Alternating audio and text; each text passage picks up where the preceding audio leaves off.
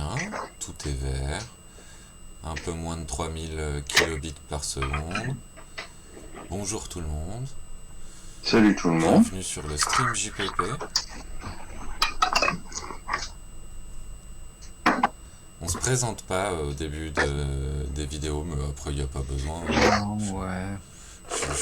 J'aime bien l'idée de pas nous présenter. Ouais, voilà. Disons que peut-être le jour, il y aura des contextes où ce sera nécessaire, mais là on s'en fout. Oui, voilà. Voilà. C'est aussi bien de se dire qu'on peut commencer le truc, faire ce qu'on a envie de faire, couper le truc, et enfin, on dit bonjour, au revoir éventuellement, et puis Les gens C'est ça. Tu vois, par exemple, Anar qui fait à chaque fois le début de sa vidéo, c'est bonjour tout le monde. ouais, Anar, c'est hey everyone. Hey. Et il le Anar fait toujours here. avec le même rythme. Hey everyone. Anar here. Et puis J'ai après, il fait une longue pause. Aussi, Il fait une longue pause et puis il fait. Hey. Et puis il rentre dans le sujet directement. C'est un peu la On a plein en fait qui ont des gimmicks de présentation comme ça, mine de rien. C'est voilà. L'autre jour, je sais plus qui je regardais, il a démarré sa vidéo par salut les petits clous. Ok. Voilà. C'est comme Evie Lupine, qui est une créatrice YouTube. Elle commence ses vidéos par Hello everyone. Je sais pas pourquoi elle longe son truc comme ça. Ça, c'est parce que pendant ce temps-là, il est concentré sur les réglages de son Twitch pour vérifier que ça marche bien. Ah, peut-être. Son Parce YouTube. qu'elle stream sur Twitch, elle fait un stream hebdomadaire sur YouTube, mais bref. je crois que c'est tout. Ok, donc elle est pas sur Twitch. Donc c'est ses réglages YouTube. Ouais, c'est ça. Bon,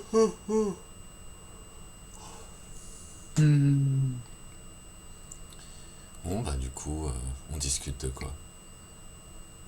Bah, de tout ce qu'on veut. Hein. Ouais, je vois que on a d'entrée un décalage. On peut discuter de ça. Hein. Ouais.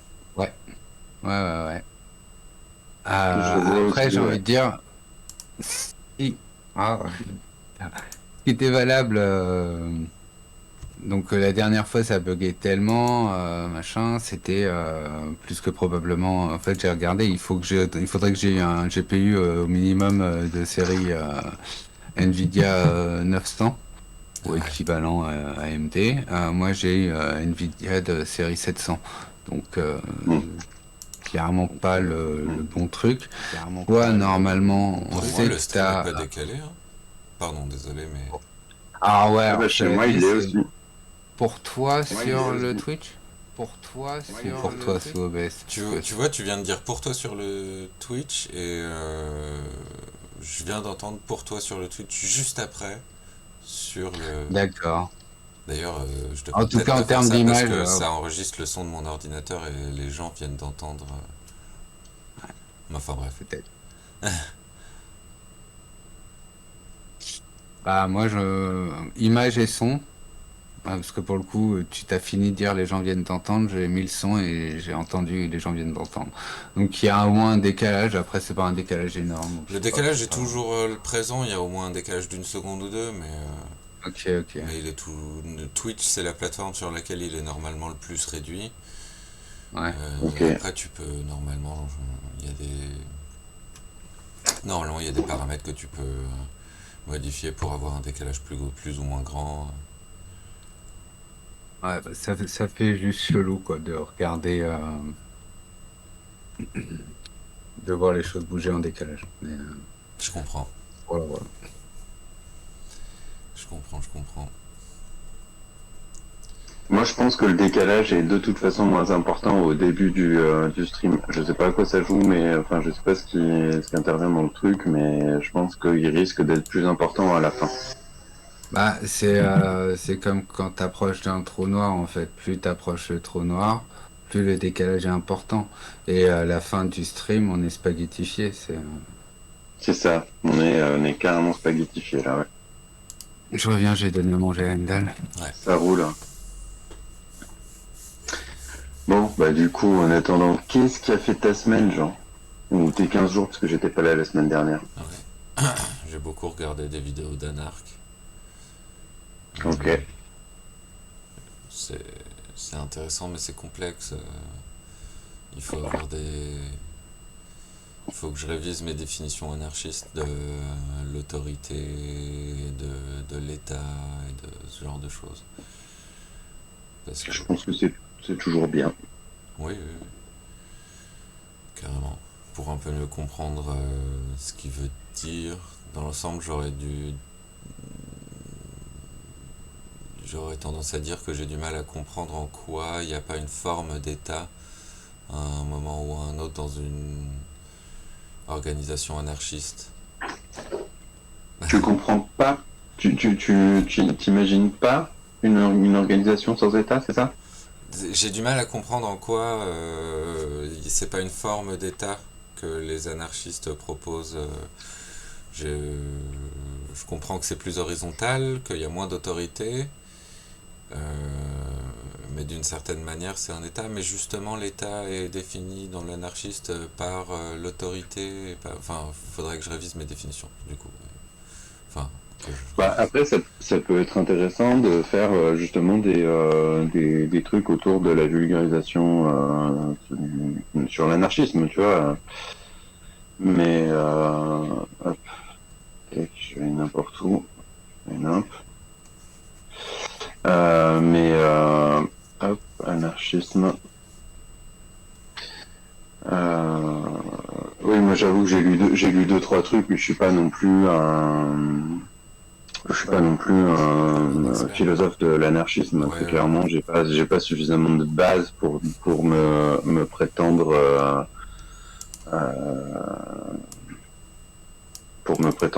en tout cas un penseur de l'anarchisme, clairement. Mais tu vois, j'ai lu un peu du Proudhon, je pense, comme beaucoup. ouais, bah Proudhon c'est celui qui est à la base de l'anarchiste, Bah, extrêmement misogyne ouais, apparemment, mais Et apparemment, ouais. antisémite. et antisémite. Ah d'accord, Voilà. il alliait les deux. Marx n'était qu'antisémite, mais lui, il allie les deux ensemble. Euh, Non, ouais, il je sais était pas, aussi pour misogyne. l'antisémitisme de Marx, c'est pas. euh, c'est moins clair, je dirais. On va dire que tu as des auteurs comme Proudhon et Bakounine qui sont plus clairement antisémites. Après, le Marx, c'est un peu la manière dont il voit son propre peuple qui est considéré. Je sais pas, j'ai moins entendu D'accord. les trucs sur Je sais pas, Marx, j'arrête mais pas de l'entendre, moi, que Marx était antisémite. Mais cela dit, comme l'antisémitisme était le zeitgeist de l'époque, à bien après, des si ça se trouve, égards. il était antisémite parce qu'il critiquait Israël. Ah bah non, Israël n'existait pas. Non, non, justement, mais enfin, il y a dans la critique du capitalisme et la manière dont certains juifs se comportaient dans le capitalisme et machin. Après, enfin, j'ai envie de dire, à ce niveau-là, c'est Ouais. peut-être plus savoir sous la lunette de la critique par les Noirs du capitalisme noir ou la critique par les indigènes des Amériques ou les indigènes d'une manière générale du capitalisme indigène que, euh, que de l'antisémitisme. Après, voilà, comme je ne sais pas plus sur le cas de Marx, par contre, je sais que c'est Zoe Baker, qui est une historienne de l'anarchisme. Elle parle de la position de Bakounine notamment, Ouais. avec le fait que, en fait, il a un discours de libération des peuples qui est très juste, mais il a cette lunette, enfin cette œillère plutôt, cette œillère sur les Juifs qui fait qu'il est incohérent en fait. Et c'est fort dommage et voilà. Hein. C'est, mais du Ah coup, bah, c'était un peu le cas aussi chez Proudhon et voilà. Bah ouais, Hein, c'est dommageable ce genre de truc. Après, j'imagine qu'ils ont écrit quand même de la littérature philosophique intéressante, mais ouais, c'est fort dommageable. bah, donc c'est C'est- intéressant à lire, effectivement. Après, du coup, je pense que Il y en a, ils se bon, refusent de le ouais. lire à cause de son côté misogyne. Bah, Bah, surtout, en vrai, je comprends. Ouais, ouais, ouais. Moi, j'ai lu Proto il y a longtemps maintenant, et je pense que effectivement, j'y retournerai peut-être pas comme ça. de toute façon, il y a plein d'auteurs, t'es pas obligé de les lire, hein, en fait, Ouais, ouais. notamment parce que, en fait, leur pensée aura été synthétisée par des personnes ultérieurement, Mm. et que, en fait, c'est plus le message que machin, à moins vraiment que tu veuilles te lancer dans une étude de texte, aller voir le mot qui a été écrit et machin, auquel cas, selon qui a écrit, bah, en fait, si tu veux faire les choses correctement, apprends la langue et apprends à la comprendre dans le contexte historique. C'est le cas avec Marx, en fait. Si tu parles pas l'allemand du 19e siècle, Ah, il a écrit ses bouquins en allemand. Ah, pas tous, je crois qu'il a écrit un ou deux trucs en français.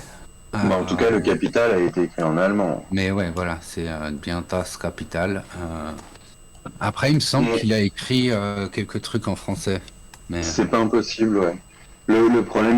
Après, le problème du Capital, c'est que les diverses traductions sont compliquées à choper, qu'elles disent pas toutes la même chose et que, en vrai, si j'ai bien compris, là, il y a une des dernières traductions qui a été faite, donc il y a au moins le premier livre qui a été traduit, je crois qu'il y a un livre et demi, là, à peu près, qui a été traduit avec une nouvelle traduction qui, elle, est considérée comme plus juste et plus correcte.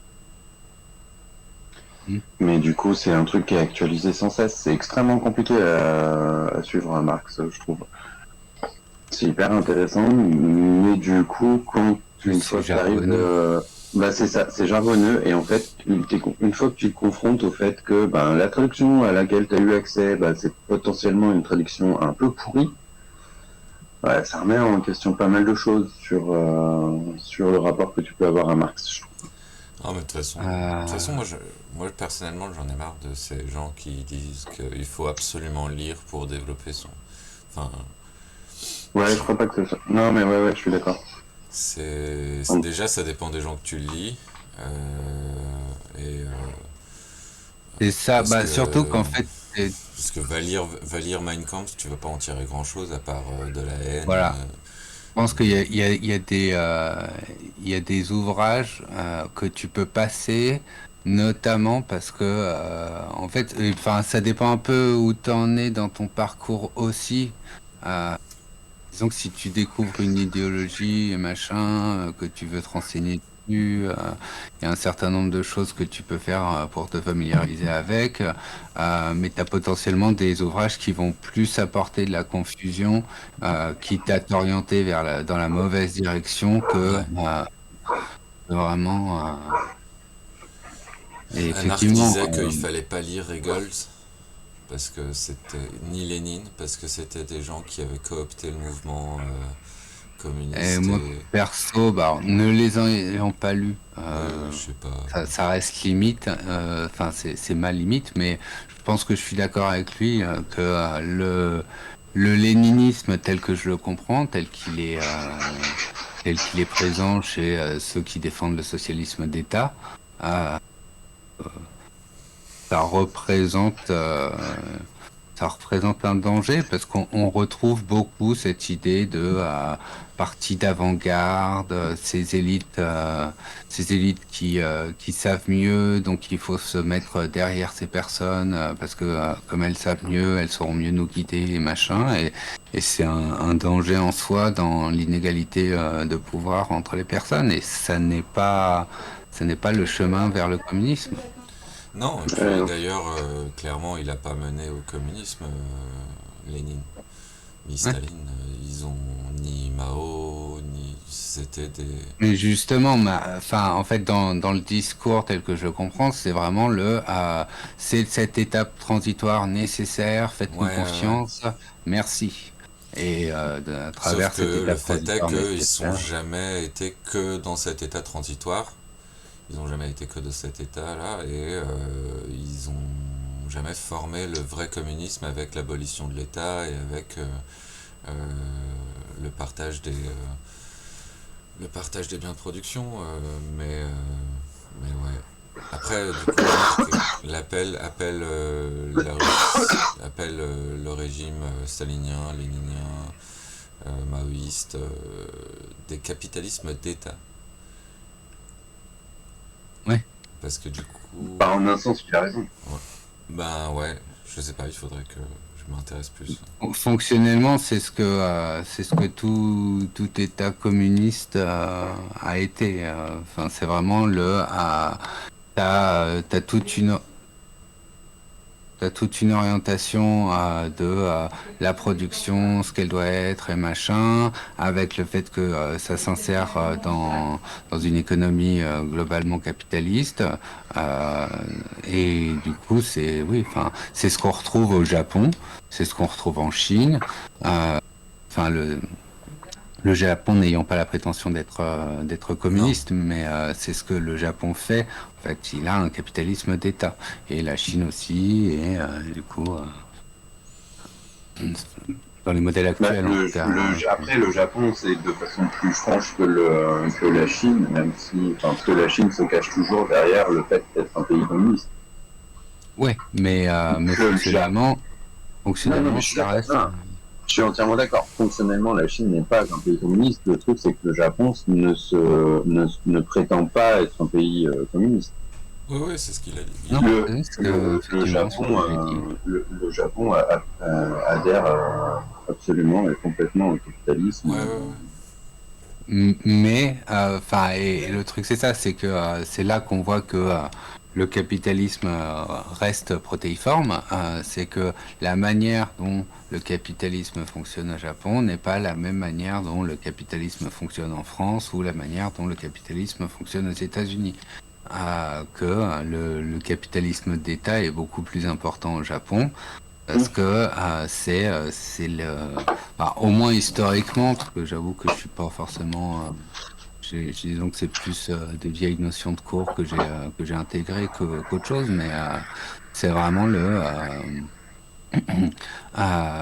l'État qui orientait la production plus qu'autre chose. Ouais. Et c'est ce qui qualifie le capitalisme d'État plutôt que ce que la France a encore très certainement, le laisser-faire, où justement tu fais confiance aux entreprises pour qu'elles prennent les bonnes décisions et qu'elles orientent elles-mêmes la production d'un pays. Et c'est youpi tralala.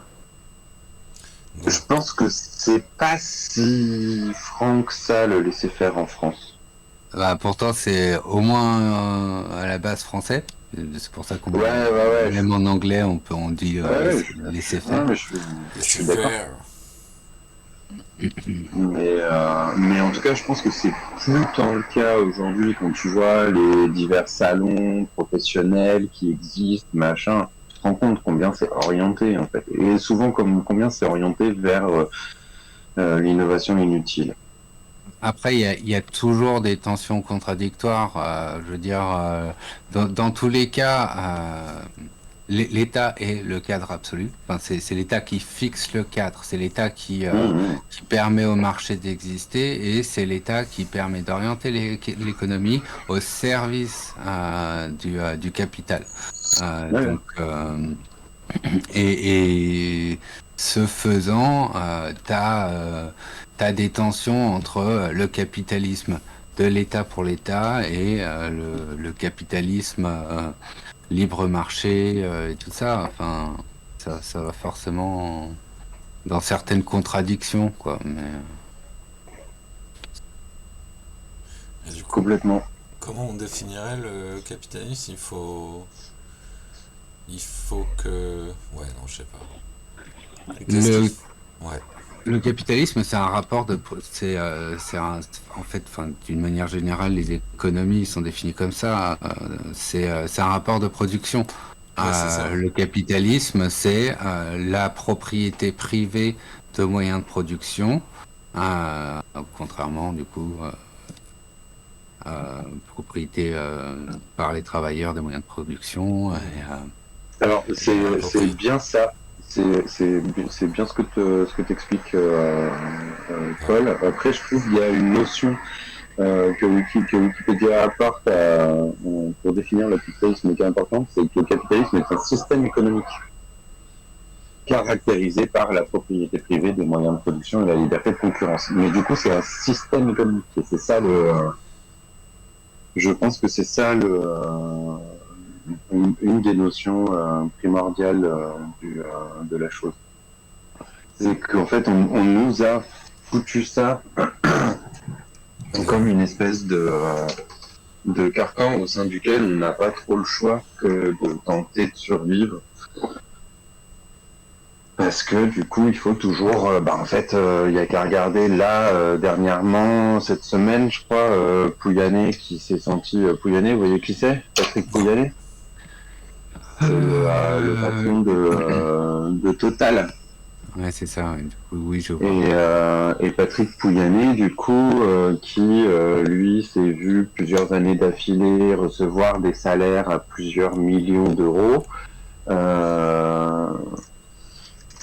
Je veux pas dire de bêtises, mais je crois que l'année dernière, il a touché plus de 7 millions d'euros de traitement là, pour diriger Total. Soit l'équivalent de 4500 SMIC, hein, à peu près. Donc, et ce mec, interviewé par une chaîne de télé, on arrive à expliquer que il faut pas croire que le SMIC à 1600 euros soit très pertinent. Suffit pas de dire, pour lui, suffit pas de dire allez, on fait passer le SMIC à 1600 euros et pouf pouf, les patrons vont se mettre au pli. On dit le mec qui a touché l'année dernière l'équivalent de 4500 SMIC. Hein, si c'est une loi, il peut aller se faire foutre en fait. Soit il se met au pas, soit il subit les conséquences de... C'est ça. Après, d'autant plus que, je réitère, enfin je sais pas si ça, je crois pas en avoir parlé avec vous déjà, mais le SMIC à 1600 euros proposé par le NFP, je veux dire, oui, ça implique que les patrons vont devoir payer 1600 euros, mais pour les petites entreprises, il y a des mécanismes d'accompagnement qui ont été pensés. Du coup, le petit employeur qui, lui, effectivement, contrairement à Total, n'aura pas les moyens de faire passer le SMIC à 1600 euros de ses employés, il sera accompagné par l'État pour faire ça. Mais sachant que, encore une fois, on en revient, c'est l'État. La plupart des gens ne sont pas employés par des petites et moyennes entreprises. La plupart des gens aujourd'hui sont employés par des grosses entreprises. Et c'est les grosses entreprises qui devraient se mettre à payer ces salaires-là. De toute façon, on peut pas... qu'on mette en place les... Je suis pas sûr. Genre, je pense que ça dépend des coins, et en France, c'est pas le cas. Ouais, peut-être, d'accord. Je crois pas qu'on puisse dire. En tout cas, il y a une énorme partie des travailleurs qui travaillent pour des grosses entreprises. Claire. Oui, et dans tous les cas, aller taxer ces grosses entreprises-là, au bout d'un moment, se dire que ces entreprises arrêtent de distribuer des dividendes et que cet argent-là est utilisé pour que les salariés soient mieux rémunérés, c'est hyper choquant, en sachant que de toute façon, ces entreprises ont de toute façon des bénéfices records et que c'est important de les taxer sur ces bénéfices. Donc, ouais, après, du coup, il y a besoin de... C'est sûr que c'est certain que si tu mets le SMIC à 1600 pour les grosses entreprises, tu vas pas laisser les petites et moyennes entreprises payer moins cher leurs employés, mais oui, il y a tout un tas de mécanismes d'aide qu'on peut apporter qui permettraient aux petites et moyennes entreprises de très bien s'en sortir, tandis que les travailleurs, eux, peuvent aussi mieux s'en sortir parce qu'ils sont payés plus et que une plus grosse partie de la valeur de leur travail, quoi. Parce que au final, c'est ça qu'il faut comprendre aussi. Même avec 1600 euros, ils ne seront pas payés la totalité de la valeur du travail qu'ils ont fait. Et c'est toujours ça le jeu entre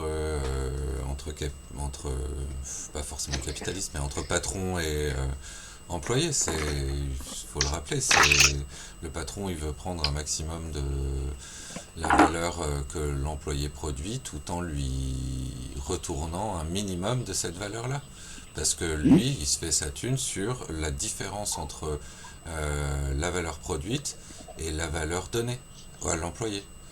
Du coup... Et Et c'est en abordant ces notions que très vite, en fait, l'autogestion s'impose comme étant un mode plus pérenne et plus responsable et plus équitable de répartition de richesse. Ouais.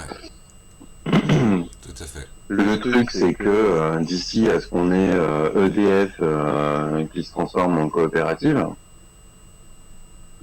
en sachant que, encore une fois, on en avait déjà vite fait parler, le statut coopératif en France, il est pourri. Ouais. Ouais. Parce que t'es tributaire du... Pas qu'en France, mais du coup, t'es tributaire du droit des affaires. Enfin, je veux dire, tu peux pas monter une société coopérative sans que ce soit une SARL, une SA, une machin. En fait, du coup, le statut de ta coopérative est de toute façon calqué sur le statut des entreprises privées problématiques. Enfin, donc, du coup, oui, c'est pas en tout cas en France, c'est pas le truc le plus pertinent, me semble-t-il. Ok. Non, clair. Après, de toute façon, là, enfin, le jour, je regardais une vidéo ça parlait de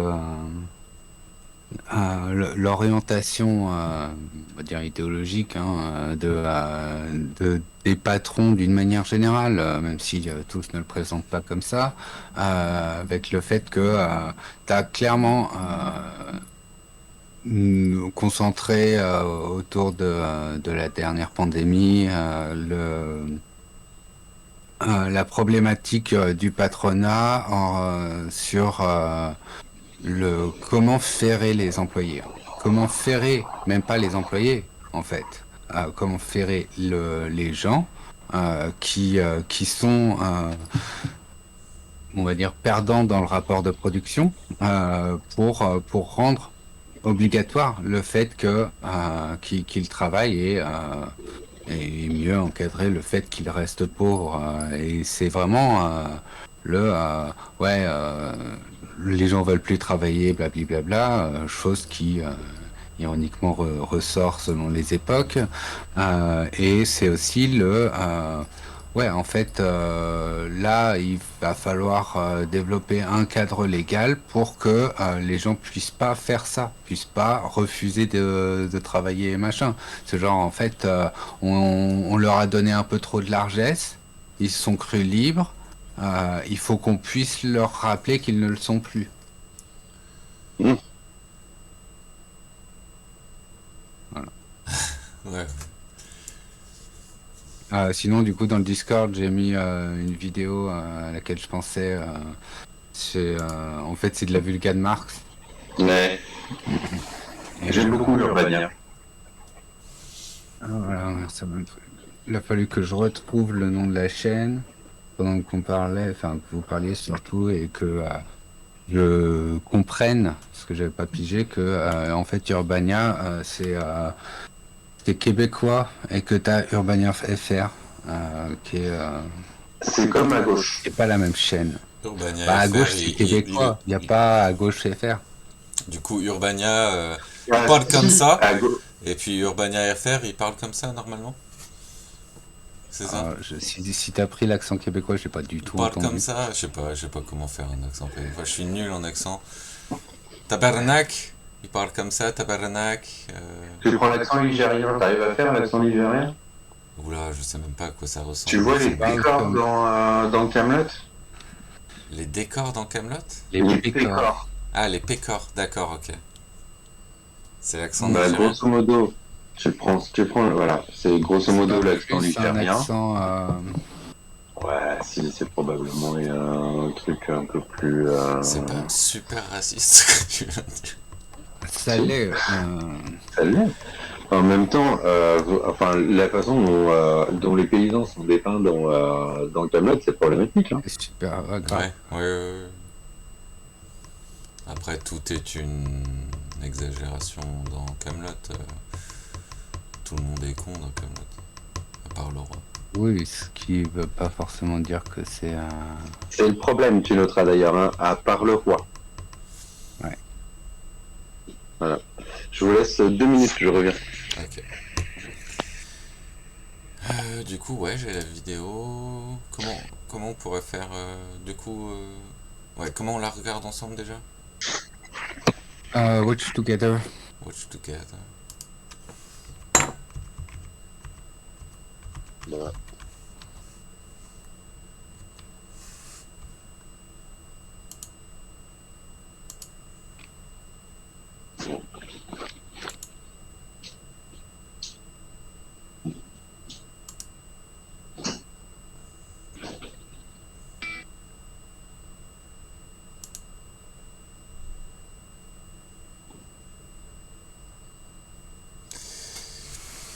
Et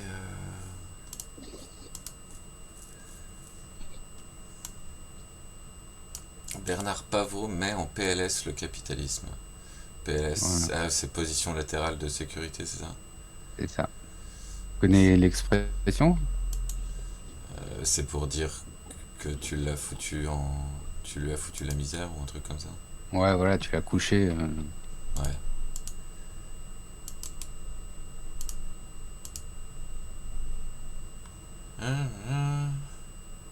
Ah, sur Quoi, hein. Watch Together, je trouve plein de vidéos de Bernard Pivot sur Bernard Pivot, mais pas de vidéo de Bernard Pavot. On va dire, ça veut dire que tu copies, colles le lien que j'ai balancé dans le Discord, ça te trouve pas la vidéo du lien?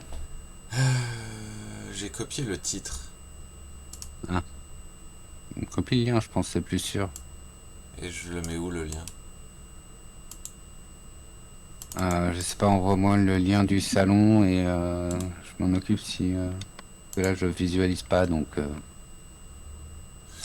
Ouais, je vais faire ça, je sais juste pas comment. Invite, hop, copie, Ouais, sinon, je m'en occupe tout paste. Non, c'est bon. court. Mais... Let's meet on Watch Together.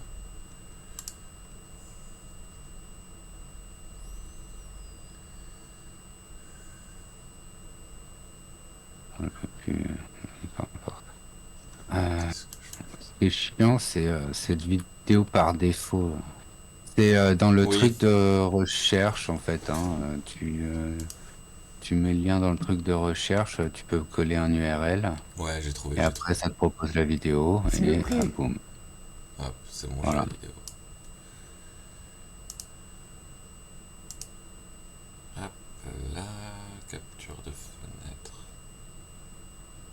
Comment je fais pour... Normalement, tu as une source déjà.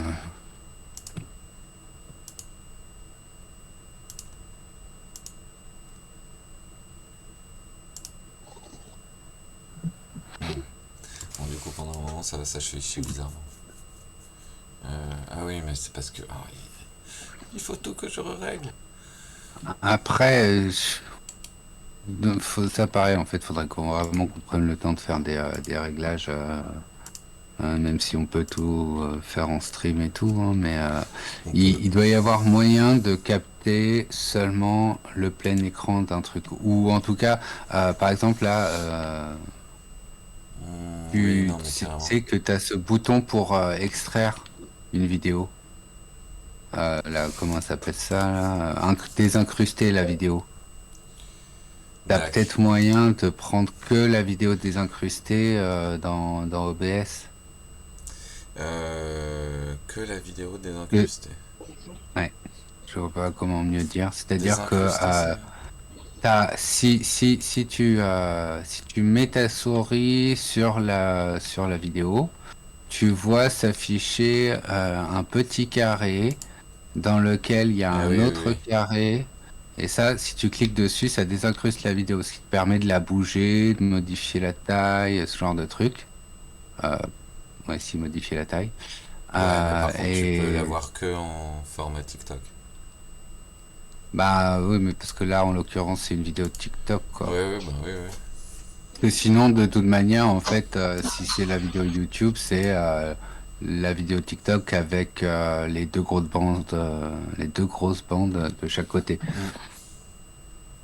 Euh, du coup, là, t'as fait quoi? Tu crées une autre scène? Bah, je crée une autre scène, ouais, ça veut dire que ça va être noir pendant un moment. Bon, tant pis. Ah, d'accord. Bah ouais, parce que l'autre scène, elle est vide. Ouais, mais c'est pas forcément la scène que tu diffuses, enfin, je sais pas. Ben, j'ai pas l'air de pouvoir gérer la scène Ah ouais. sans diffuser Ouais, la scène que je suis en train de gérer, tu vois. Auquel cas, c'est pas grave, hein, mais... Ah voilà, beaucoup mieux les cheveux n'importe comment comme ça. Parfait. Et voilà. Du coup, vous avez regardé Non, les vidéos du coup? non, non, on parlait réglage vidéo. Ah, ok.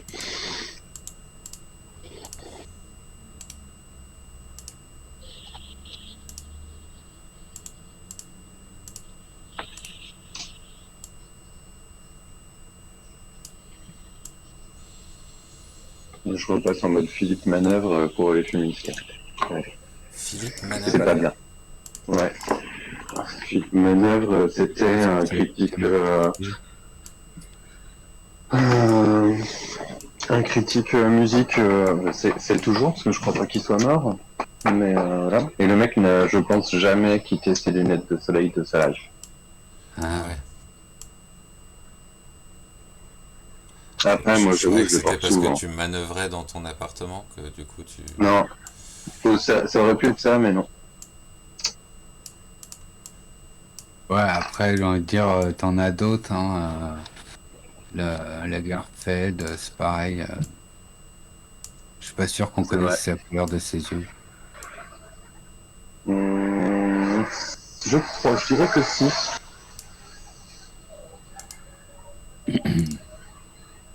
Mais c'est une photosensibilité, Ouais, a ouais, priori. complètement.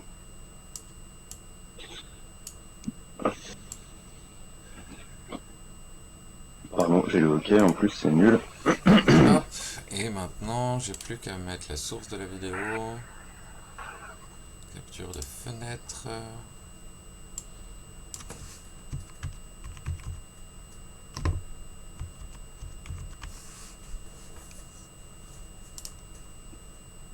Parfait. Bim.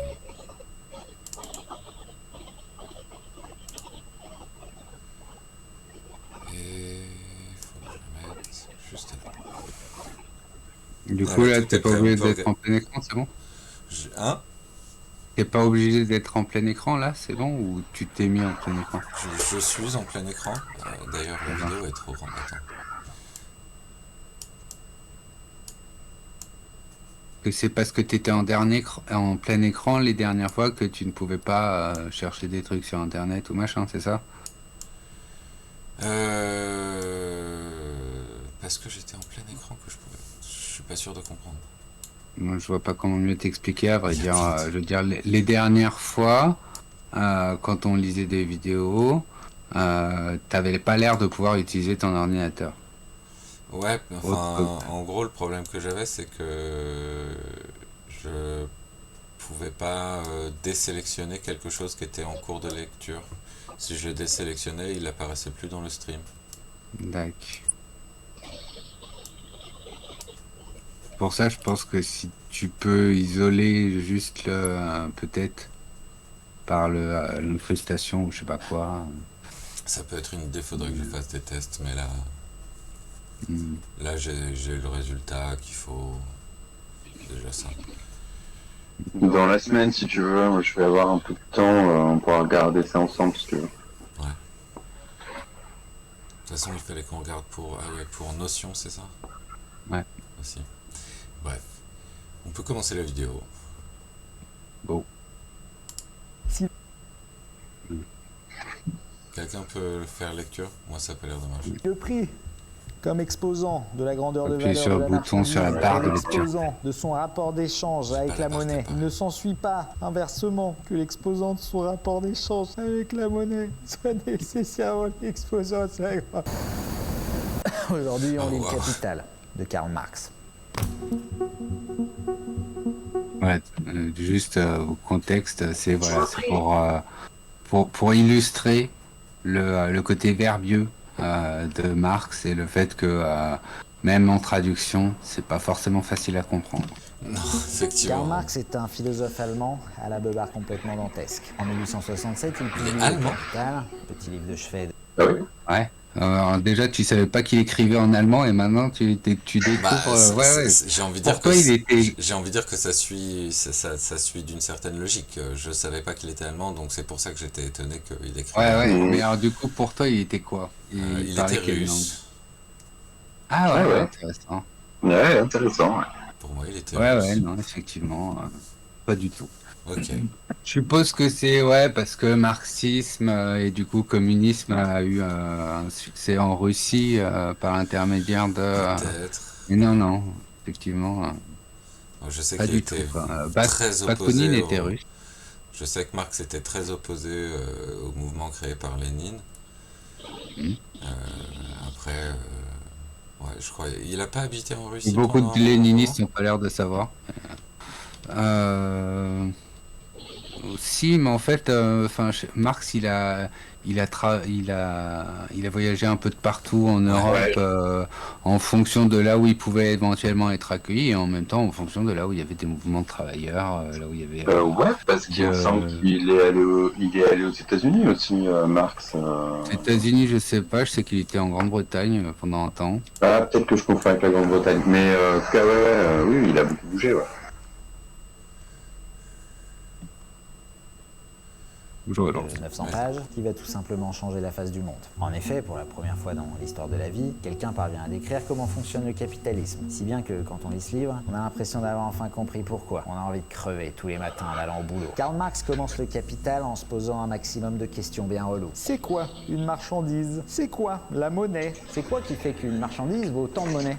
T'es relou, Karl, allez, viens t'amuser dans la piscine. Et pourquoi une baguette de pain vaut 1,10 €? Je sais pas, Karl, à cause de la farine, je dirais. Mais pourquoi la farine vaut ce qu'elle vaut? Ferme-la, Karl. Ok? Marx parvient rapidement à la conclusion que dans le capitalisme, tout est une marchandise ou alors voué à l'être. Excellent ça! Ouais, énorme. Moi aussi, je suis dans le truc. Et ce qui donne de la valeur à une marchandise, ce n'est pas son utilité, puisque chaque personne utilise différemment les mêmes choses. Ça pourrait me servir, ça. J'achète.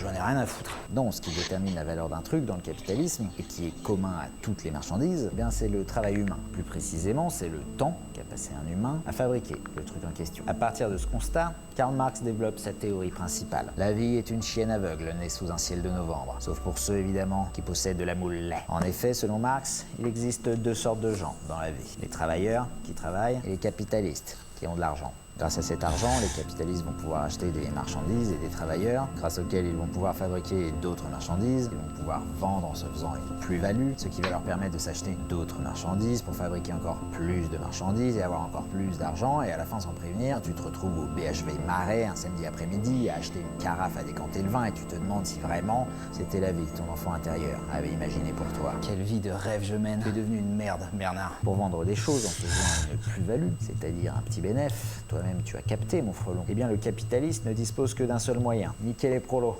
ou exploiter les travailleurs, comme dirait Marx. Quand un capitaliste veut lancer un business, il investit dans deux sortes de choses. Des locaux, des machines, des outils, des matières premières. C'est ce que Marx appelle le capital constant, car il ne bouge absolument pas en termes de valeur. Et puis le capitaliste va investir dans des travailleurs, en les embauchant contre un salaire. C'est le capital variable, et paradoxalement, c'est ça qui va rapporter des sous aux capitalistes. En effet, notre force de travail, comme tout ce qui existe sur Terre, est une marchandise. Elle a donc une valeur qu'on peut calculer très concrètement en additionnant la valeur de toutes les choses qu'on consomme et qui nous permettent de renouveler notre force de travail. Un logement, de la nourriture, de l'eau, un moyen de transport et des sacs à crottes pour ramasser les crottes de Poupie le chien qu'on a pris à la SPA depuis que notre ex est parti avec notre meilleur ami. La valeur de notre force de travail, c'est donc en gros un salaire qui nous permet d'acheter des choses qui nous permettent, elles, de pouvoir recommencer à travailler le lendemain jusqu'à ce qu'on soit décédé de vieillesse. Le problème, ou la bénédiction selon de quel point de vue on parle, c'est que les travailleurs produisent une valeur qui est supérieure à leur salaire. Dans une journée de travail, le travailleur va produire deux types de valeurs. Tout d'abord, la valeur qui correspond à son salaire durant une période que Marx appelle le travail nécessaire. Mais le twist dans le capitalisme, c'est que la journée n'est pas finie. Le travailleur va continuer de travailler et donc continuer à produire de la valeur qui va se retrouver cette fois dans les poches du patron.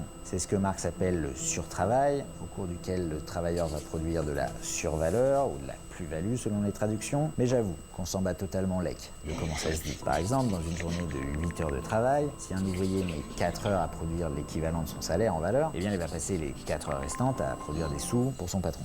Ce qui est frappant dans le Capital, c'est à quel point c'est hyper mal écrit. On comprend rien. Il faut faire des phrases simples, monsieur Marx, la prochaine fois. C'est à quel point cette analyse, qui a quand même 150 ans, est toujours d'actualité. Ces dernières années, par exemple, plusieurs lois ont été passées visant à flexibiliser le marché du travail. La loi El Khomri de 2016 a par exemple autorisé certaines entreprises qui le souhaitent à faire travailler leurs employés plus longtemps, tout en les payant au même salaire qu'avant. Sous le prisme de Marx, cette loi visait donc à allonger la durée du temps de travail. Vu que le temps de travail nécessaire à l'ouvrier pour fabriquer l'équivalent de son salaire ne bouge pas, si on allonge la journée de travail, eh bien on allonge le temps que l'ouvrier va passer à fabriquer de la survaleur pour son patron. Le Capital est un excellent moyen de se rappeler que la lutte des classes est toujours en cours et qu'en tant que travailleur, il faut se battre du mieux qu'on peut contre l'exploitation capitaliste. Ça peut commencer par exemple par travailler moins tout en gardant le même salaire et ainsi diminuer notre part de surtravail. Ça peut aussi passer par consommer moins ou encore jeter des œufs sur le crâne d'Emmanuel Macron. En dernier recours. Ouais. Mais ça vaut combien un œuf sur Emmanuel Macron? Ah, tu sais, Karl, il y a des choses qui n'ont pas de prix.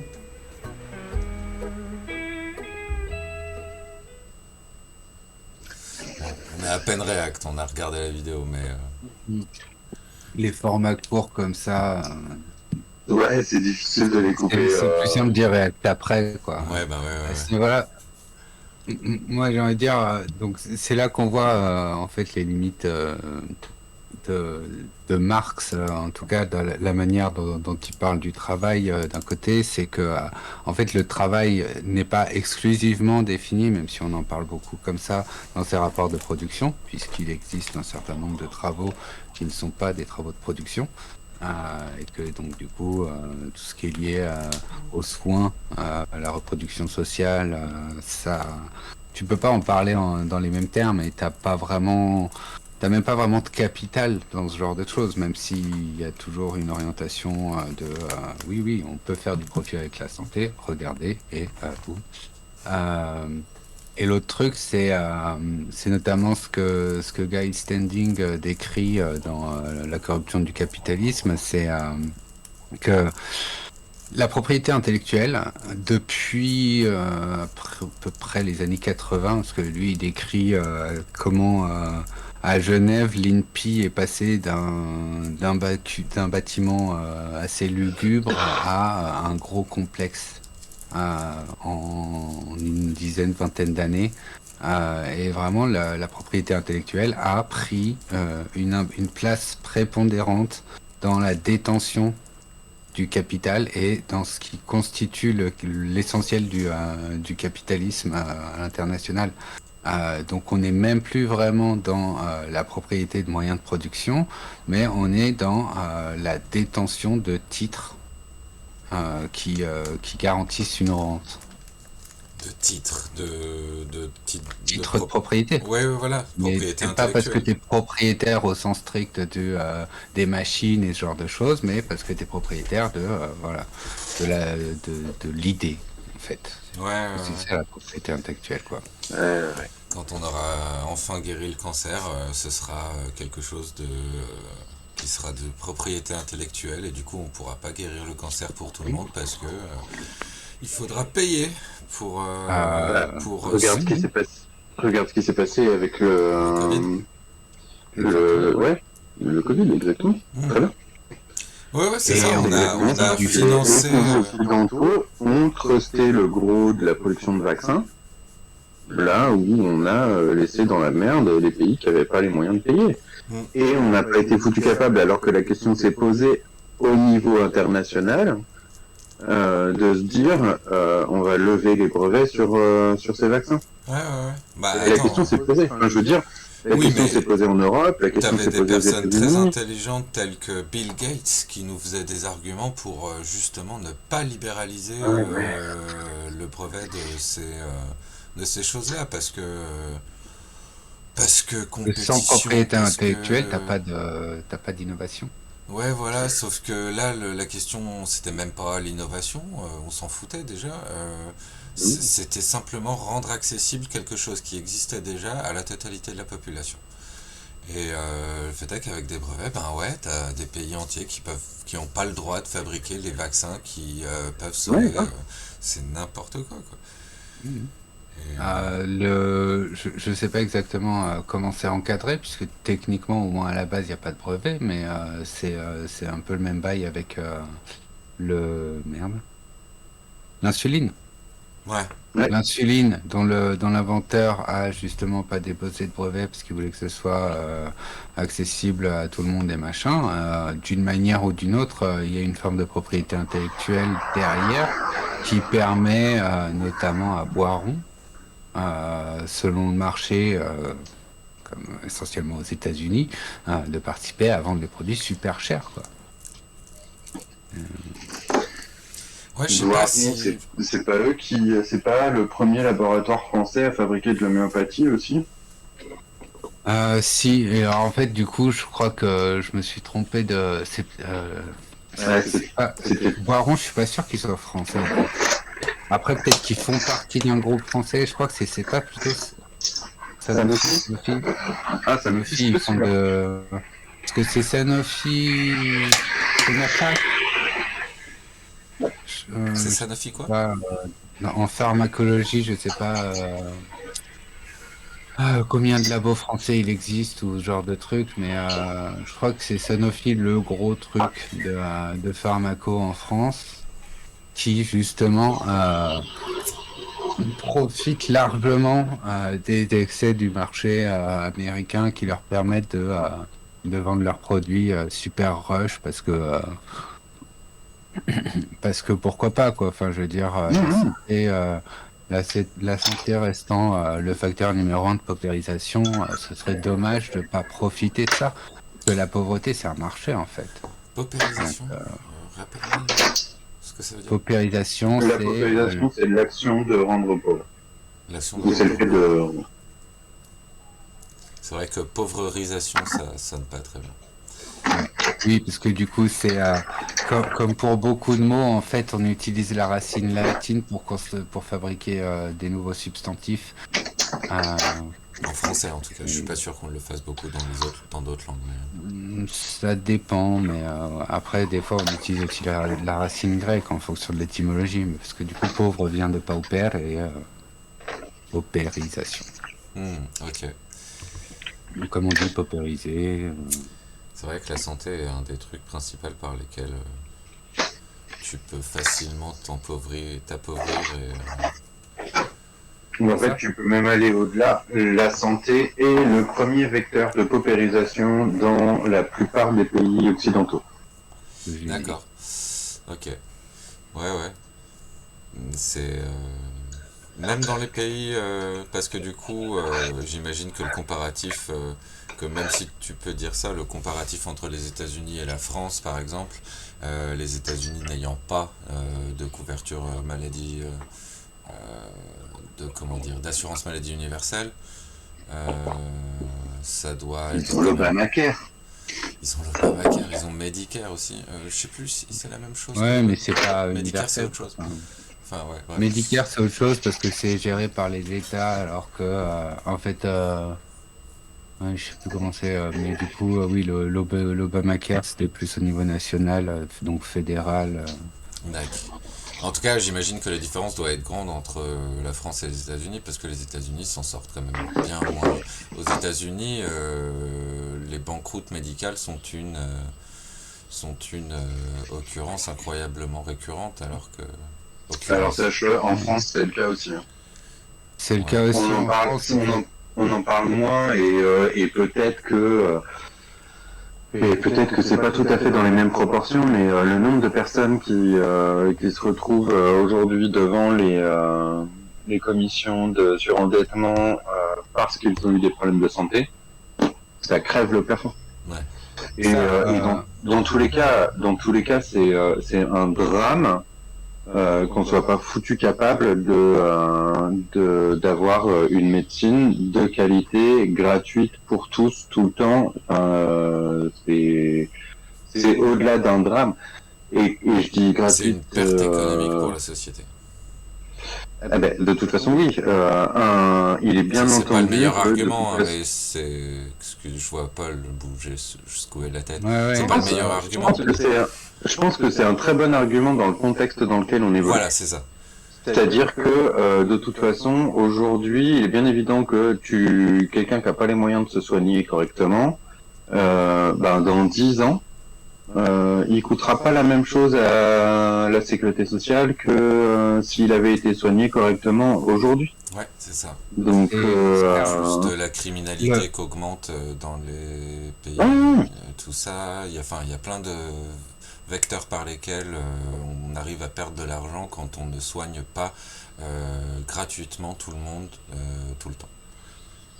C'est ça. Enfin, donc d'un côté, tu as l'intérêt de tout ce qui est médecine préventive et le fait que du coup, il est nécessaire de pouvoir avoir un accès facile à une diversité de spécialistes pour pouvoir vérifier que tout est OK sans avoir à attendre qu'il y ait des problèmes.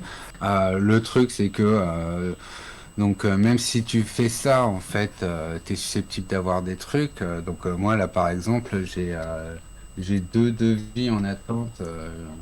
Un problème avec la MGN.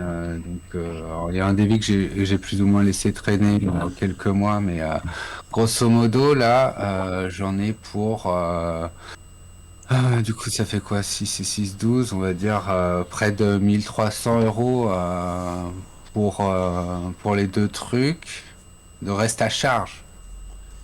Parce que on a une couverture de santé universelle, mais 70%, tout ça, selon les trucs, et comment t'as le rôle des mutuelles qui, en tant que business, en fait, viennent foutre la merde, parce que du coup, t'as pas un accès égal à la santé en fonction de ta mutuelle, en fonction du plan dans la mutuelle, parce que du coup, t'as des trucs pour les pauvres, t'as des trucs pour la classe moyenne, et t'as des trucs pour les riches, et même plus, que du coup, selon les mutuelles, t'as 5, 6 plans différents et machin.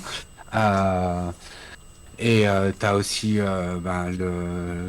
ton cas à toi, Pierre. Enfin, je veux dire, les frais dentaires que tu devrais engager pour pouvoir avoir une si santé. tu veux, on en parle. Moi, je suis à peu près à 8000 balles là sur le dernier devis qui m'a été fait, et du coup, c'est pour ça que je vais plus chez le dentiste. Ouais, voilà. Et pourtant, c'est nécessaire, notamment parce que, en fait, tout ce qui est douleur dentaire, je sais pas comment, enfin, s'il y a des données objectives et machin, mais j'ai envie de dire de ce que je connais et des témoignages que j'ai entendus, ça fait partie des pires douleurs que tu peux ressentir, en fait. Parce que ça te prend vraiment partout, en fait. Enfin, toi, Jean, qui a eu aussi des trucs assez phénoménaux avec tes dents surnuméraires. Dans de sagesse surnuméraire. Oui, dents de sagesse surnuméraire. Ça te prend tout, déjà ça te prend tout le visage, et puis en plus, voilà, ça... Ouais, ça a décalé mes dents définitivement, du coup, ce qui fait que j'ai une gêne permanente à ce niveau-là. Enfin, je sais pas si c'est trop dû, mais j'ai des problèmes à la mâchoire, et ça doit probablement être dû aux problèmes de dents que j'ai eu au cours de ma vie. Du coup, j'ai constamment une sensation de tension dans la mâchoire. Parce qu'il doit y avoir de la tension de toute façon, et il faut dire que je fais comment on appelle ça, du bruxisme. Du bruxisme, voilà. Que ce soit le jour ou la nuit. Ouais. Mais ça, du coup, je pense qu'on le savait déjà, parce qu'on t'a tous déjà entendu faire des bruits de mâchoire. Ouais. Donc, indéniablement, tu fais du bruxisme. Après ça, normalement, ça se traite. Aujourd'hui, il y a des solutions, mais dans tous les cas, en fait, c'est insupportable de pas être accompagné, de pas être pris en charge à ce niveau-là, tu vois. Enfin, un dentiste. J'espère que dans les 2 spectateurs qu'on a, il n'y a pas de dentiste, et s'il y en a, tant pis. Moi, j'en vois 4 de spectateurs, mais... Ah, mais voilà. Oui, mais parce qu'il y a nous 2 en plus. Déjà, il y en a un qui est parti. Mais effectivement, il y a un problème, un problème avec. En vrai, je pense qu'on a un vrai problème avec la dentisterie en France. Ah, déjà, Moi, j'avais vu un truc sur des dentistes en France qui du coup utilisaient des imprimantes 3D pour faire des implants. Donc j'imagine qu'en fait ils imprimaient que les couronnes, donc les petites pièces soit en céramique, soit en métal que tu vas venir poser sur l'implant lui-même, enfin, sur la tige du coup. Mais du coup, la tige, je sais plus combien elle coûte, mais pas grand chose. Et l'implant imprimé, moi, j'ai en tête qu'il coûte moins de 15 balles à imprimer. Que ce soit céramique ou métal? Ouais. Parce que céramique, ça coûte on a tellement qui plus font cher. des trucs en résine aussi. Ah, c'est peut-être de la résine, je sais pas. Parce que moi, je sais que j'ai les versions métal, j'ai un devis, j'ai des versions métal, 450 balles de reste à charge. Ouais. Je suis d'accord. Version céramique ou résine, je ne sais pas, c'est 1400. Ouais, mais alors je suis d'accord. Et en fait, il y a un truc où moi je m'en fous, tu vois, d'avoir des couronnes en métal, les dents du fond, ça m'est égal. Bon, par contre, à choisir les dents de devant là, Ouais. je préférerais que ce soit de la céramique. Ouais, Je préfère. Ouais. J'ai pas forcément envie de ressembler à requin dans James Bond, tout ça, parce qu'en fait j'ai des problèmes de dents. Tu pourrais peut-être plus facilement trouver un travail d'acteur. De quoi? Tu pourrais peut-être plus facilement trouver un travail d'acteur. Avec un sourire... Ah non, avec un sourire métallique? Ouais, voilà, ouais. Peut-être. Ouais, mais du coup, par contre, ce sera vachement... déjà ce sera que, très en dans vrai, un avec type. la barbe et les cheveux mi-longs, c'est déjà compliqué. Des tatouages, c'est encore plus compliqué. Des dents en métal, je pense là, en fait, je me bloque. Là où, en vrai, la plupart du temps, les gens cherchent des comédiens qui sont plus ou moins passe-partout, plus machin. En tout cas, j'aurais bien aimé, tu vois, être le Danny Trejo français, mais je le serais pas. Clairement. C'est parce que tu connais pas le Robert Rodriguez français, c'est pour ça. C'est ça. Déjà. Il faut que l'un de nous devienne le Robert Rodriguez français pour que il puisse créer le Danny Trejo français. Bah, je t'attends. Vas-y, lance-toi, je t'attends. J'ai pas du tout. Je suis fan de Robert Rodriguez, mais j'ai pas du tout envie d'écrire des trucs du style de Robert Rodriguez. Alors ça dépend, parce que moi je trouve que le changement du garçon là depuis quelque temps est cool, c'est-à-dire que on peut critiquer les Spy Kids et tous les dérivés qu'il y a, machin, les Shark Boy et la Bagger et compagnie. Je pensais plus à ces films avec Tarantino. Ouais, mais en même temps, le mec ne fait quasiment plus que ça depuis quelques années et il le justifie en expliquant, parce que du coup, ça fait des années qu'il y a beaucoup de gens qui viennent le voir en lui disant « Et un Desperado 4, c'est pour quand ?» Et que du coup, ce qu'il explique, c'est que, en fait, à la fois, il aurait très envie de le faire, parce que c'est un truc qu'il a accompagné pendant très longtemps, ce lore-là.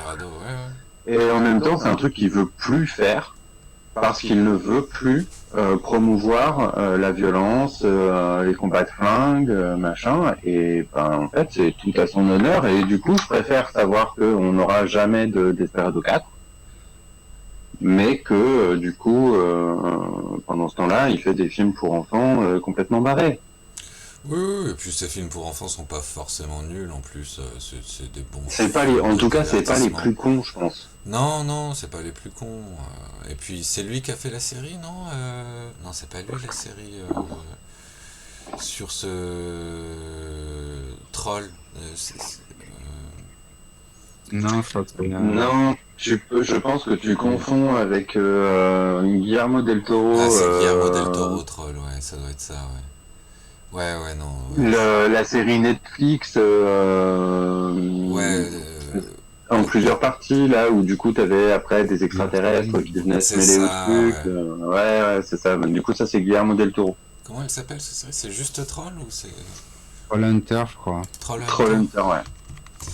Et. Qu'est-ce que je voulais Mais je crois que c'est un autre nom, parce que du coup, c'est une saga. mais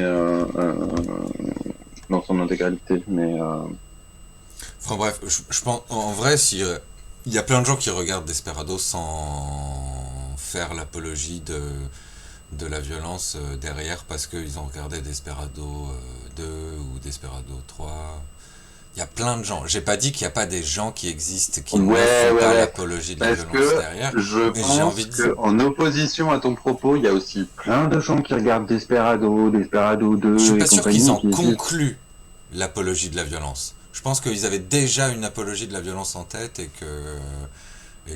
Ouais, je suis d'accord. C'est exactement comme tu prends le film, je sais plus comment il s'appelle, là, j'ai plus le titre en tête, mais qui avait fait polémique, un film de Cédric Jimenez là, sur les Bac Nord. Je crois que c'est le titre Bac Nord. Ça parle des flics, de flics corrompus. Qu'on fait de la merde, c'est tiré d'une histoire vraie, machin, donc le film est pas mal romancé, puis en fait les mauvais flics sont pas mal romantisés aussi dans le film. Résultat des courses, Jiménez se présente comme un réalisateur de gauche qui a fait un film qui voulait parler d'un sujet délicat et machin, sauf qu'en fait c'est un film d'action qui romantise des méchants. Le seul truc qui s'est passé derrière, c'est que les seuls à avoir vraiment kiffé le film, c'est l'extrême droite. C'est pour ça, moi, personnellement, que j'ai du mal avec, même s'il est plutôt progressiste dans son idéologie, avec le réalisateur de...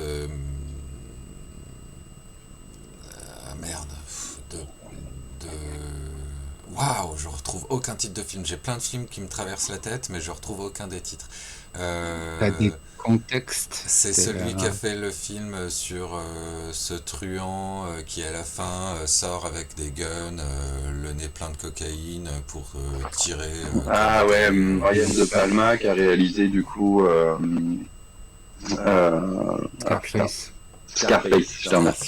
J'ai aussi du mal avec les films sur la mafia aux États-Unis. Le parrain. Les parrains, j'ai du mal avec. Franchement, ça romantise complètement la violence, Alors, je vais me faire l'avocat du diable pendant 30 secondes et voilà. Je pense que c'est des gens qui ont vécu à une époque où il y avait une vraie place dans les coins dans lesquels ils ont grandi. Enfin, typiquement, je pense à Coppola et tout ça. Enfin, c'est des trucs qu'il a pu voir en grandissant. Du coup, c'est pas que ça l'excuse, c'est que je pense que c'est un élément de contexte qui explique pourquoi il a... Ouais, mais il y avait d'autres manières de faire des films sur ce genre de personnes, je pense, parce que évidemment.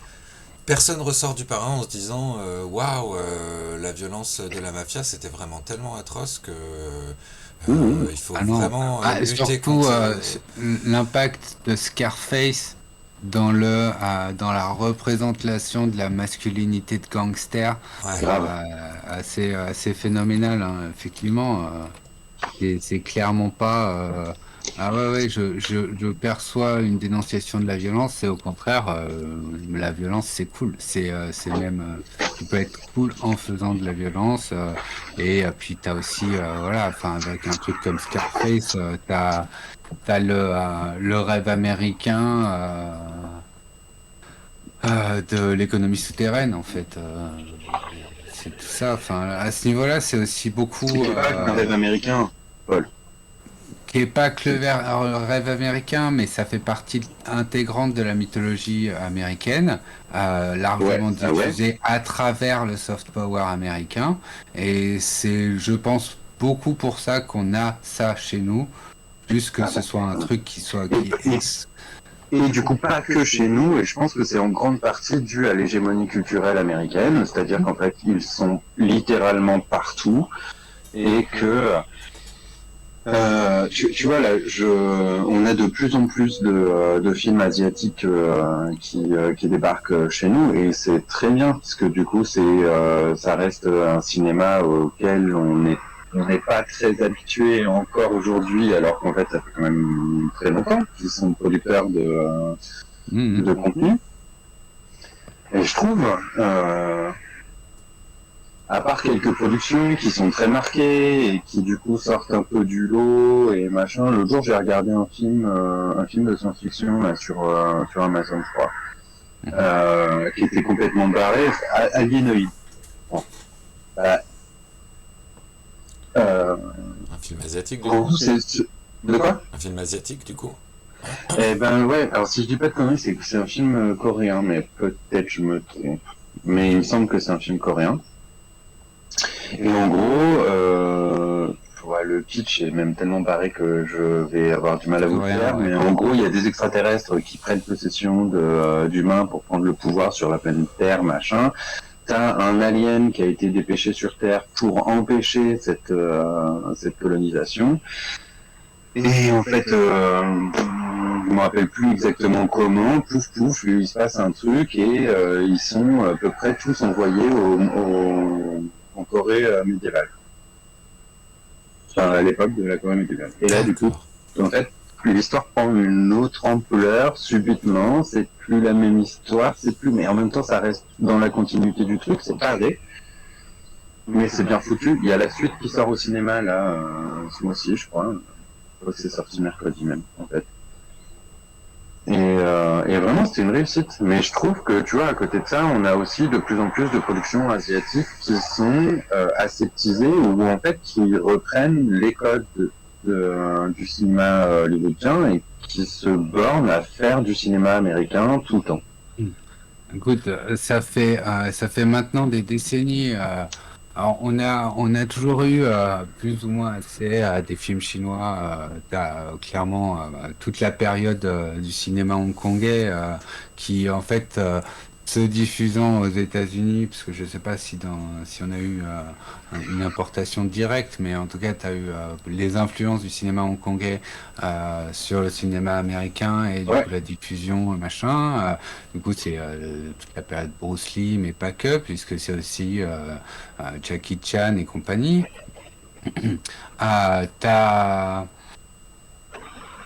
T'as pareil, en fait, t'as un type à travers l'exportation des mangas et des animés, t'as aussi un type particulier de représentation du Japon qu'on a enfin, voilà, à travers ça, tu as un type particulier de représentation du Japon.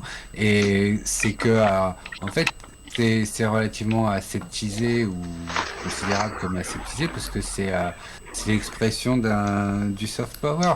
Ça dit quelque chose de la manière dont ces pays-là veulent se présenter. C'est pour ça que ça s'exporte, en fait. C'est le principe même du soft power. Quand bien même t'as des trucs qui vont être critiques en interne ou ce genre de trucs, notamment les films anticapitalistes coréens ou ce genre de trucs. Ouais. Mais forcément, tu vas avoir un truc pour le marché international où tu vas avoir un effacement d'un certain nombre de traits culturels ou de complexité culturelle aussi, en fait. C'est ça, enfin, je veux dire, la vision qu'on a de ce qu'est être américain, ce qu'est le fait culturel américain. C'est beaucoup plus stéréotypé, quand bien même on a une connaissance plus ou moins nuancée de la chose que justement que ce que ça l'est en réalité. Par exemple, je regardais une série là, ça s'appelle Reservation Dogs. Ça se passe dans une réserve en Oklahoma. C'est pas une série de Taika Waititi, produite par c'est Sterling Arjo, le créateur, co-créé avec Taika Waititi, mais justement parce que l'idée à travers cette série, et t'as plus ou moins un mouvement autour, en fait, c'est de recentrer les créateurs indigènes. Et donc du coup, alors certes, Taika Waititi est indigène, mais il est maori. Et justement là, c'est indigène de l'Amérique du Nord. Du coup, ça se passe dans une réserve de l'Oklahoma. ça présente une image de l'Oklahoma que même les Américains n'ont pas de l'Oklahoma. Parce que de l'Oklahoma, on a les conservateurs, les méga-churches, churches, ce genre de trucs. Alors que là, ça présente une nuance, une complexité culturelle et notamment, en fait, la coexistence avec l'Amérique non indigène et ce genre de trucs, quoi. Enfin, du coup, t'as toujours t'as toujours en fait des nuances dans les produits exportés à travers la machine du soft power, quoi. C'est juste qu'elles sont pas forcément accessibles principalement parce que là où le gros de la thune va, c'est plus le blockbuster, ce genre de truc. Et ce qui est valable pour les États-Unis, c'est valable pour le Japon, la Corée, la Chine, hein. La France aussi, je veux dire, faut voir ce qu'on exporte. Ah oui. Oh là, oui. D'Artagnan. Les trucs avec Jean Dujardin. Ouais, les trucs avec Jean Dujardin. Ouais, enfin, du coup, D'Artagnan et compagnie, là, enfin, il y en a eu deux, là. C'était pas mal aussi. Il y avait Vincent Cassel dedans, qui est bien assez problématique, comme ça. Bon, en sachant que, de toute façon, ces films-là, enfin, ils sont mauvais, quoi. Ils sont mauvais.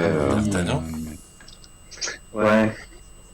Ouais, je sais pas. Les deux derniers, là, il y a les Trois Mousquetaires. T'as le premier D'Artagnan et t'as le deuxième, c'est je sais plus quoi. Je vais dire ça. Et du coup, on les a regardés avec Oli. Moi, il y a des scènes de baston dans ces films-là. Toutes les films de baston m'ont filé mal au crâne. Elles sont illisibles. Milady, le deuxième. C'était de tous les sources, en fait. Mais du coup, ils sont mauvais parce que du coup, ça reste des films d'action. Les scènes d'action sont prédominantes dans le film, même si on fait ça. Et toutes les scènes d'action sont tellement mal filmées, tu sors de là, mal à la tête, quoi. Je me suis chopé des migraines devant ces films, c'est l'enfer. D'accord. Je pense que si Jean Dujardin avait été dans le film, ça aurait été pire, mais il n'y avait que Vincent Cassel, là, c'était déjà trop. Bon, et en vrai, les acteurs sont problématiques dans ces films-là, et je pense que de toute façon, c'est déjà des romans qui ont été adaptés 250 000 fois. Je sais pas si on a encore grand chose à dire dessus, en fait. Je pense qu'il y aurait pas mal de choses à dire dessus, mais donc je pense qu'il y a des manières intelligentes de le faire, disons que potentiellement en fait les manières intelligentes de le faire font qu'il y a peut-être plus intéressant à dire que des trucs là-dessus. Mais je pense que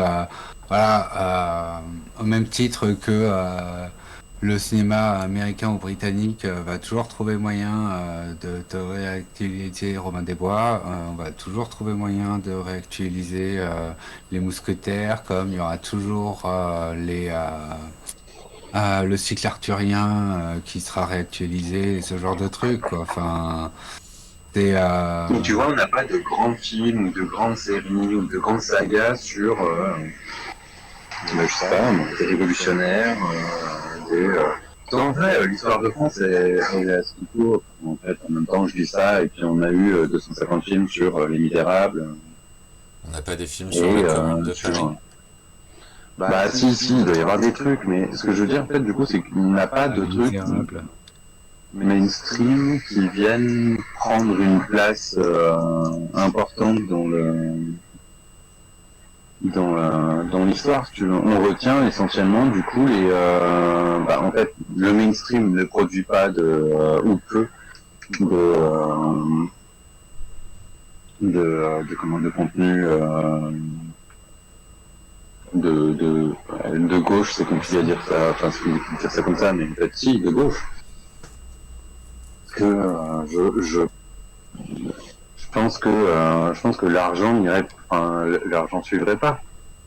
Ouais, non, après ça dépend à quel point tu aseptises le truc, parce que tu dis on n'a pas de film. Après, je suppose que tu dis peut-être spécifiquement par rapport au cinéma français, mais des films sur les révolutionnaires, il y en a plein. Non, mais je sais qui, ce que je veux dire. Qui présente une image de la révolution et machin, et ouais, c'est Braveheart, c'est Le Patriote, c'est en fait les films de l'autre, Braveheart, Mel avec Gibson. sa représentation extrêmement raciste, je suppose, de l'Écosse et des Écossais de l'époque qui n'étaient pas du tout habillés comme ça, dans ce genre de culture qui présente.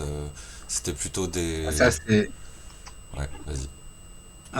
Au même titre qu'on a vu la romantisation du gangster, là c'est la romantisation du barbare, avec on prend des éléments qui sont iconiques, qui font barbare, et voilà. Peu importe la précision historique de ce niveau-là, Ouais, c'est pas sauf que du important. coup, c'était même pas des barbares à l'époque, quoi. Enfin, je suppose qu'il y avait toujours des gens. C'était pas des. Après, voilà, la notion même de barbare, oui, voilà, c'est une construction de civilisé pour décrire les peuples qu'ils considèrent eux comme non civilisés. Quand bien même la notion première, c'est ils parlent pas la langue, mais en soi, ça reste un terme construit sur une onomatopée pour se moquer du fait que, en fait, si nous, quand tu parles, on entend barbare, c'est du barbare, quoi. Enfin, après, très vite, c'est attaché de donc barbare, tu parles pas la langue et puis t'as pas la culture, donc du coup, en fait, t'es fondamentalement inférieur et voilà, et t'as aussi tout la même chose sur les peuples celtes, dont les Écossais font partie, mais pas à l'époque de William Wallace. Enfin, c'est pas les mêmes Celtes. Mais oui, enfin, je veux dire, après, je voyais le tartan, c'est un truc qui date du XVIIIe siècle. C'est-à-dire que de l'identité écossaise, de l'identification à tel ou tel clan, le tartan n'a rien été pendant une grande partie de l'histoire de l'Écosse. Et c'est en train de nous dire que Braveheart et Highlander nous ont menti pendant toutes ces années. Exactement. Non. Ça fait mal. Bah ouais. Mais donc du coup, voilà, enfin c'est. Surtout pour Highlander. Quand tu fais du cinéma, et c'est largement le problème de la représentation de cultures minorisées, tu simplifies, tu stéréotypises, et c'est largement de. Sauf que bon, Braveheart avait des velléités historiques, quoi. Ouais, comme apparemment Vercingétorix, qui est aussi une catastrophe en termes de représentation historique aussi, quoi. Ouais. Après, c'est beaucoup plus récent. Moi, j'ai en tête, quand j'étais gamin, j'avais vu un film avec Hervé. Je pense que j'étais peut-être un peu jeune pour comprendre l'intégralité, les subtilités des personnages et machin, mais ce film m'avait pas mal heurté à l'époque. Il faudrait que je le revoie. C'était Hoffa, où ça parlait de Jimmy Hoffa. C'est quand même une figure du syndicalisme américain assez important, avec ce truc où, bon, les syndicalistes américains, à un moment ou à un autre, t'en as certains. A priori, Jimmy Hoffa faisait partie de ces gens-là qui ont croqué un peu à droite et à gauche, qui ont mis en place des systèmes un peu opaques et machin, mais j'ai souvenir, et je dis ça, je parle d'un film que j'ai vu il y a probablement 30 ans, j'ai souvenir d'un film qui, je suis reparti de là en me disant, waouh, c'est compliqué. Et j'avais 11 ans. C'est compliqué. Mais du coup, c'est compliqué parce que du coup, c'était clairement, en fait, ça parle d'un personnage qui a bataillé fort pour un certain nombre de droits, pour qu'un certain nombre de droits soient reconnus aux travailleurs, notamment aux dockers, me semble-t-il. Mais c'était aussi un pourri. Ouais. Mais il a fait énormément pour les travailleurs. Après, mais c'était, tu vois, et du coup, J'ai en tête ce film-là et je garde en tête ce film-là, notamment parce que je me dis, il y avait ce truc un peu mitigé où du coup on a pris une figure historique d'un truc important et on n'a pas cherché, ou en tout cas pas trop cherché, à en faire soit un ange, soit un connard absolu. C'était pas si simple. C'était à la fois un défenseur des droits des travailleurs, acharné, machin, mais c'était aussi un putain de truand qui aimait le pognon, qui aimait, voilà, et qui du coup a fait de la merde, et voilà. Encore une fois, il faudrait que je revoie le film, parce que là, je remonte très très loin dans mes souvenirs, mais... C'est les poids lourds. Dans tous les cas, en fait, j'ai envie de dire, c'est comme beaucoup de trucs, c'est compliqué. C'est comme Michael Brooks qui parlait de comment Lula a réussi à mener une politique de gauche dans un pays dans lequel la corruption c'est une partie intégrante de la manière dont on fait la politique. Alors, d'aucuns diraient que la corruption, c'est une partie intégrante dans la manière dont on fait la politique tout court, mais elle ne s'exprime pas de la même manière selon les cas et machin. Mais du coup, justement, Lula avait été taxé de corruption, machin, et dans une moindre mesure, en fait, il n'y avait pas moyen de passer à des politiques de gauche sans faire des compromis et machin. Ofa, il a été allié avec la mafia. Très certainement parce que à l'époque où la mafia avait un certain pouvoir concret dans le monde dans lequel il évoluait, en fait, tu pouvais pas faire des trucs sans avoir le soutien de la mafia. Ouais. Ce qui corruption entraînant nécessairement un certain nombre de choses.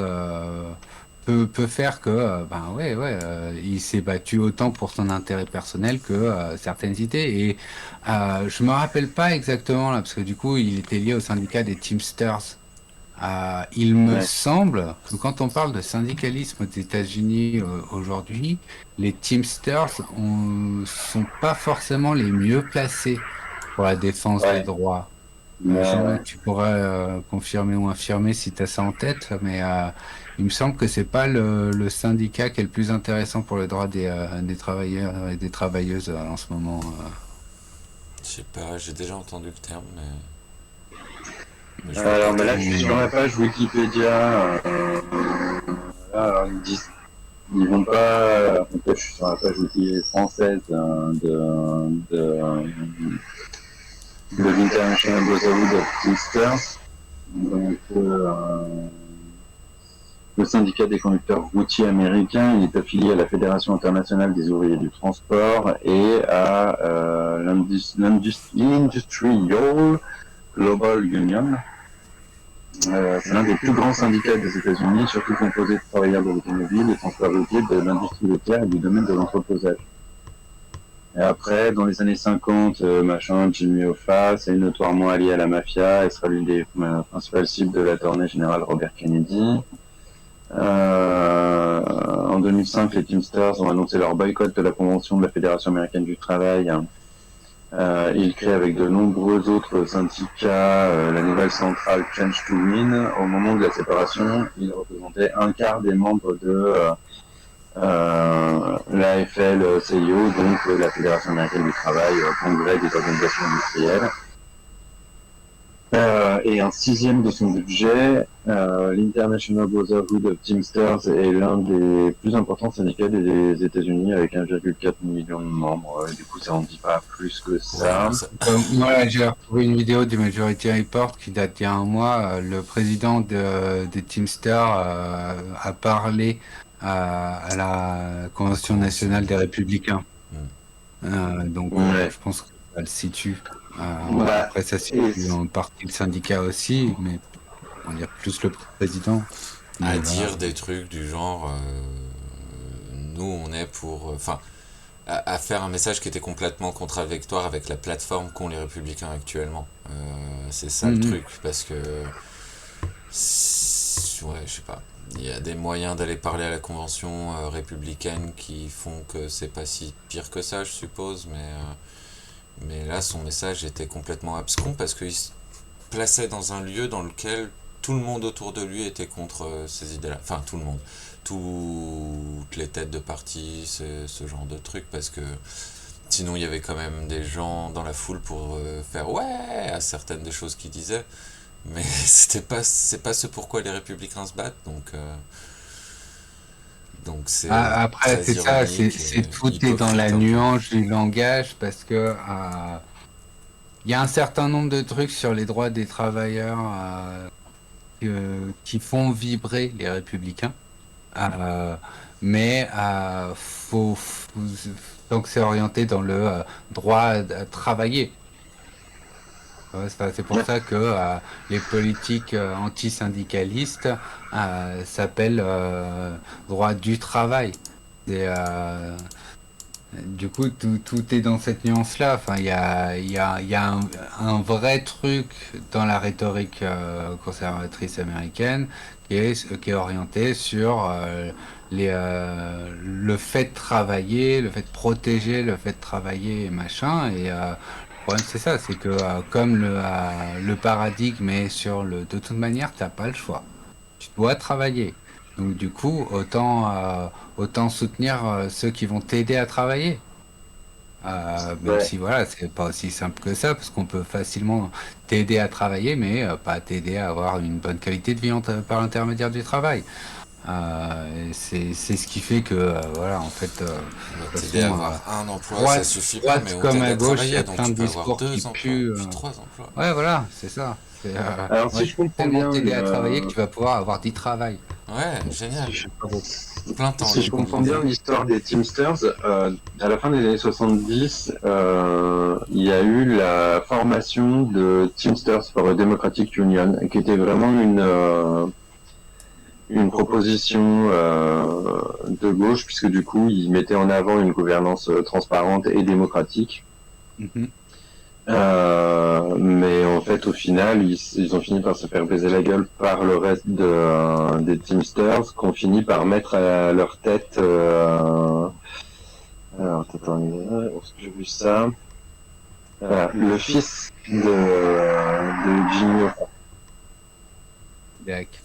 Et du Donc il y a une coup, dynastie, il y a un ouais, népotisme ouais, ouais. ophien. Bah, visiblement, ouais, ouais. Ouais. C'est Et donc du visiblement, coup, il y a. c'est, ce qui implique que, alors bon, tu me diras, des fois, t'es fils de, tu vas pas forcément dans le sens de là où t'allais, enfin là où, mais du coup, ça veut peut-être dire quand même que là où Ofa allait était pas vraiment là où les travailleuses et les travailleurs voulaient aller, quoi. Non, ouais, non, non, clairement. Donc, bon, le père Hoffa, donc, est resté à la tête du syndicat de 57 à 71, et son fils de 98 à 2022. Ouais, Donc, une bonne Ça, dynastie. ouais, ça ouais. fait quand même, ouais, ouais, une bonne. Bon, alors, il y a eu pas mal d'autres gens, hein, mais du coup, étrangement, ils sont tous pas restés aussi longtemps. Hein. Étrange. Oh, Puisqu'ils n'avaient pas Ça, autant le soutien de la mafia, peut-être. ouais, bah, sûrement. c'est Non, mais Emdal. ok. C'était Emdal qui a fait ce petit. Ouais, ouais. Ah, ok. Je l'imite mal, mais. C'était pas mon chat, parce que je crois que mon chat est déjà allé se coucher. Et Il pourquoi? fait trop chaud. Ah. Il fait trop chaud. Et vous laissez ouvert, vous, chez vous? Non, non, mais là, je suis sur le balcon, donc oui, je laisse ouvert, mais je devrais pas. D'accord. Là, j'ai quand même. Enfin, bref. Je voulais dire un truc, mais j'en ai pas pris. Mais ça fait Si penser vous un voulez peu rebondir. à. Ça fait penser un peu à. Ce qui se. Je crois que c'est en Australie. En Australie, ils ont complètement. Ils sont en train de complètement désintégrer une union, un syndicat, en ayant argumentablement, illégalement, nommé un administrateur pour l'union, qui est en charge maintenant de l'Union et qui est en train de complètement déconstruire cette Union qui était sous des prétextes. Le prétexte qui n'a pas été un prétexte légal, dans le sens où ça n'est jamais allé jusqu'à une cour de justice ou quoi que ce soit, il n'y a pas de cas judiciaire en ce moment, c'est que ils sont alliés à certaines institutions mafieuses. Parce que apparemment dans le milieu du bâtiment, il y a pas mal l'ingérence de la mafia. Alors, en Australie, je sais pas, mais t'as clairement ça en Italie, hein, déjà. T'as un peu ça en Corse, même si c'est probablement plus complexe que ça, mais je suis curieux de savoir quoi ressemble la mafia australienne. Ouais. Je sais pas non plus. L'idée me fait rire après. Mais je pense que dans tous les cas, le bâtiment faisant partie de ces corps de métier dans lesquels, enfin plus, comment on y appelle ça, secteur de travail, secteur d'activité dans lesquels il y a le plus de travail au noir, avec la restauration, ce genre de trucs. C'est probablement là qu'il est plus facile d'avoir une implantation criminelle, parce que du coup, tu peux... T'as plein de trucs qui sont faits sous, je vois ce que tu sous la veux dire. table. Sous Donc, la table. Ouais. Mais enfin, en tout cas, ils ont même pas...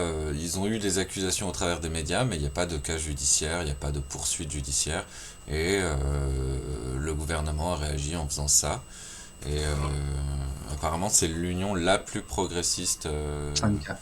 Le syndicat le plus progressiste de l'Australie. Et ils sont en train de se faire complètement déconstruire comme ça. D'accord, sympa. Normal. Sinon, ça fait penser aussi à Nicole Nota? Non, pas Nicole.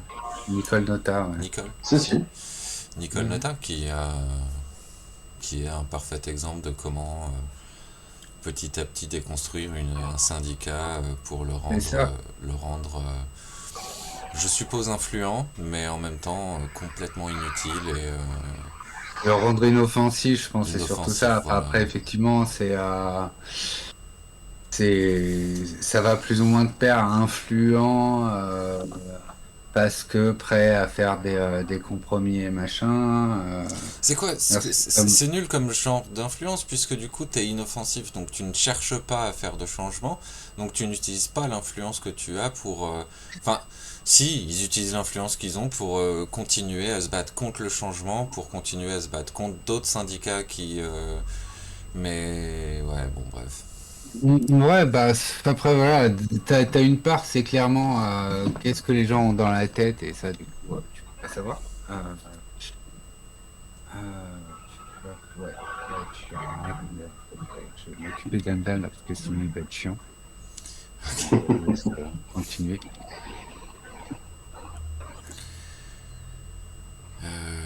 Bon, bah, voilà. On peut pas savoir ce que les gens ont en tête. Ah non. Voilà. Ce serait bien, mais là, en l'occurrence, non. Tac. Et du coup, ça me fait penser à un truc, mais du coup, je ne pas la vidéo. Donc, je ne vais pas non plus chercher pendant 250 ans.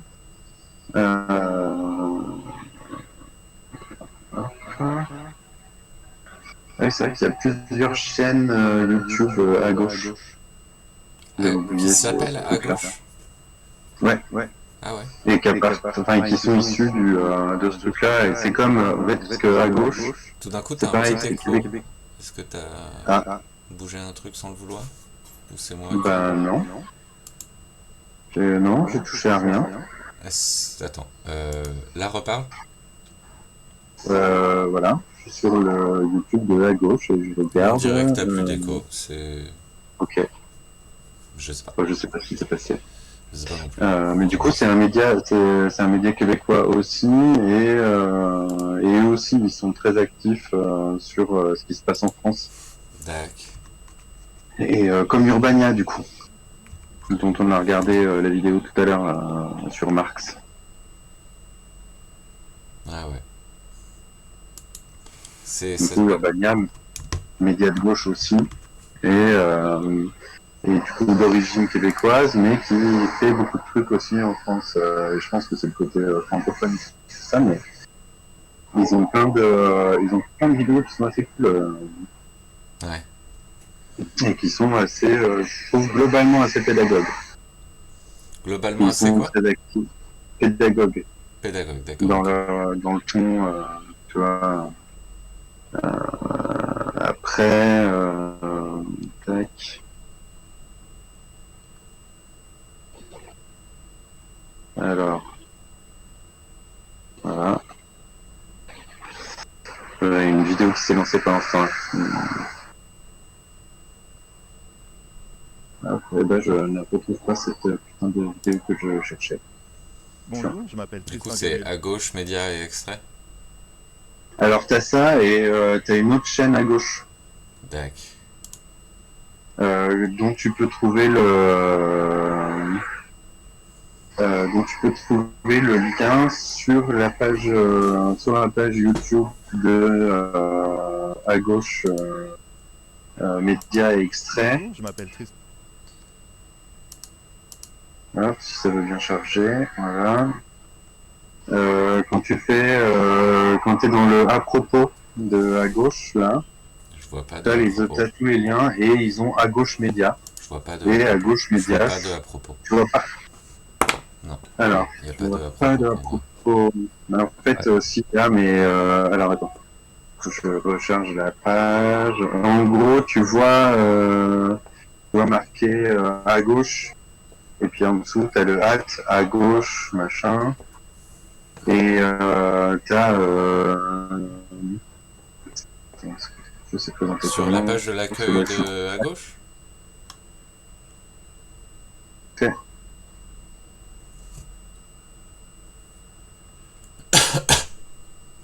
Allô? Tu l'as? Ouais, tu Non. m'entends? Ouais, je t'entends là. Alors, bah, chez moi, ça charge toujours. Donc, comment dire?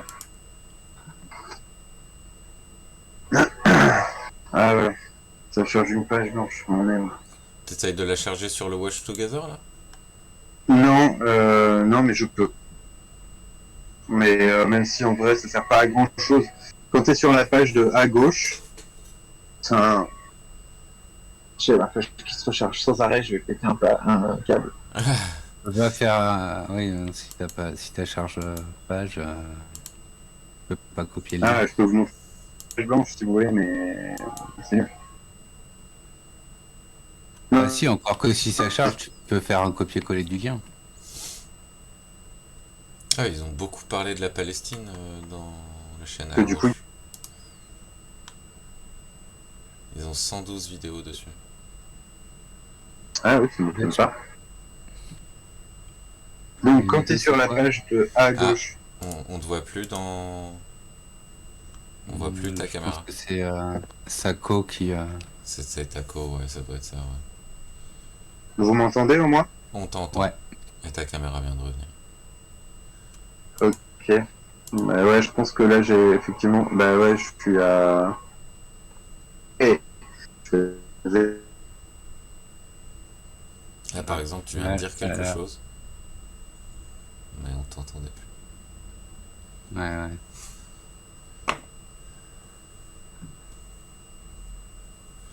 Aïe. Bon. Il disait quoi sur à gauche là, parce que enfin, du coup, Bah, il parlait t'es d'une... trouvé quand même. Ah, là, on le rentend de nouveau. Voilà. Mais du coup, ouais, je viens pas remettre... Dis-nous ce que tu cherches et envoie-nous le lien par Discord, par exemple. Ah, il a pas l'air de pouvoir le faire, ça, parce que c'est ce que j'ai suggéré. Il a... Bah si, mais en fait, là, c'est mon ordinateur qui est vraiment en train de galérer. Ouais. J'avais cru comprendre.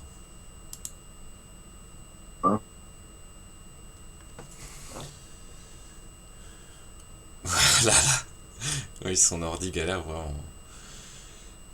Et vous parliez de quoi du coup? Parce qu'en fait, on n'a peut-être pas besoin d'attendre qu'ils finissent de dire. Non, enfin, justement, je peux pas t'avancer sur le sujet. Ah, intéressant. Non, en fait, on a digressé autour de à gauche média parce que du coup, t'es parti au milieu d'une phrase. Ouais. Et du coup, là. Tu ne voulais pas particulièrement parler d'une vidéo d'à gauche, quoi. Tu voulais juste présenter la En chaîne. fait, si.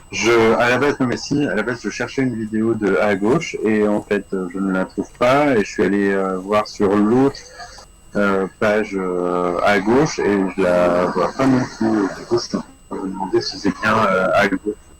C'est bien, je suis sûr. Ouais, effectivement, bah là, du coup, on ne peut pas t'aider à moins que tu nous en dises plus. Ouais, tu peux finir ton raisonnement. Quand t'étais parti, t'as dit on peut pas savoir ce qu'on les gens. Ah ouais, le truc c'est que ça dépend où tu te positionnes enfin où tu veux te positionner dans le rapport de pouvoir.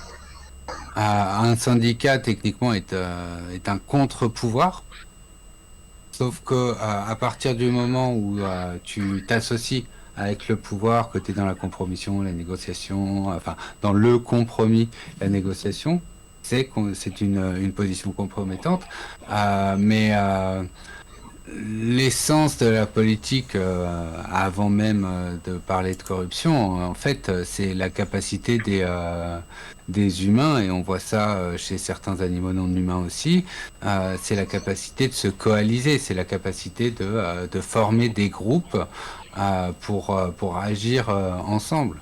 Et c'est la coopération principe. qui est l'outil de survie le plus efficace dans la Ça. nature. Du coup, est-ce que tu coopères avec les gens qui ont le pouvoir ou est-ce que tu coopères pour œuvrer à l'obtention du pouvoir et au partage du pouvoir? A priori, quand tu es dans le contexte Nota, peu importe ce que tu as dans la tête, peu importe ce que tu on va dire incarnes en tant que syndicaliste, si tu œuvres avec le pouvoir, du coup, t'es pas dans la défense du partage du pouvoir et machin. Enfin, ou en tout cas, tu partages le pouvoir avec les personnes de pouvoir, quoi. Ouais. Voir que les personnes de pouvoir veulent bien t'accorder. C'est ce qui te permet d'avoir de l'influence. Et c'est après la seule influence que tu peux avoir et dont tu bénéficieras plus à titre personnel que pour une collectivité quelconque, quoi. Enfin. Et après, ça fait partie intégrante, je pense, de la notion de corruption du pouvoir. C'est que tu peux y aller en te disant, je joue le jeu, j'obtiens le pouvoir, je peux le redistribuer après. Ça aura des retombées positives pour les personnes que je représente. Mais en général, ça reste minime, quoi, et c'est pas le mode d'action le plus efficace, et c'est ce genre de truc. C'est justement, je l'évoquais très vite fait au début, c'est le capitalisme de communautés minorisées. Est-ce que c'est quelque chose qui aide? Est-ce que c'est quelque chose qui aide pas? On sait que notamment avec les vidéos d'AFT Signifier, il y a une très grosse critique du capitalisme noir par des noirs. Le capitalisme noir n'a absolument pas rempli les objectifs affichés. Mais en même temps, le capitalisme a des prétentions idéales, on va dire tout court, auquel il n'est pas en mesure d'aller. Ça dit c'est pour le bien de tous et machin, mais fonctionnellement, c'est pas pour le bien de tous. Non, c'est pour ça que ça échoue systématiquement, quoi. Ben ouais. En tout cas, on peut penser que c'est le cas, quoi. C'est la raison pour laquelle ça échoue. Et je pense que oui, le pouvoir étant illégitime, il y a toutes les chances La que... concentration du pouvoir étant illégitime. Parce que sinon, en fait, le pouvoir, c'est... s'il est distribué à tout le monde... Non, oui, le pouvoir en question dont on parlait. Mais ouais. parce que, oui, parce que sinon, le pouvoir en soi n'est pas... on se passera pas d'une société on se passera pas de pouvoir dans la société, qu'elle soit anarchiste ou qu'elle soit capitaliste ou féodaliste, peu importe. Mais c'est comment il est distribué qui. C'est ça. Et c'est pour ça, enfin, quand t'es syndicaliste, normalement t'es un contre-pouvoir, du coup tu cherches à orienter plus vers une distribution, quoi. Ouais. En tout cas, c'est l'idéal, quoi. Après, il y a des syndicalistes qui font pas ça, clairement. Qui implique. Parlant de ça, vous avez vu que la CFDT, comme on parle de sociotraîtres là, a refusé de se joindre à la CGT pour les manifestations de rentrée. Non, mais j'ai envie de dire que mes bras sont déjà par terre. Oui, c'est pas très étonnant, je te l'accorde.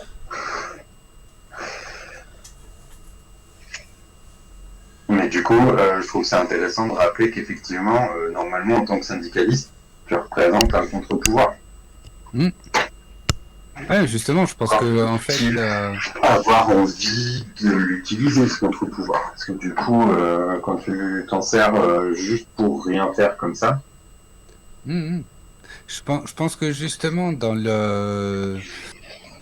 ce que j'ai envie d'appeler d'une manière générale l'idéologie centriste, pas forcément l'extrême centrisme en soi, mais tu as vraiment l'idée de tu te places au milieu, tu négocies, tu le fais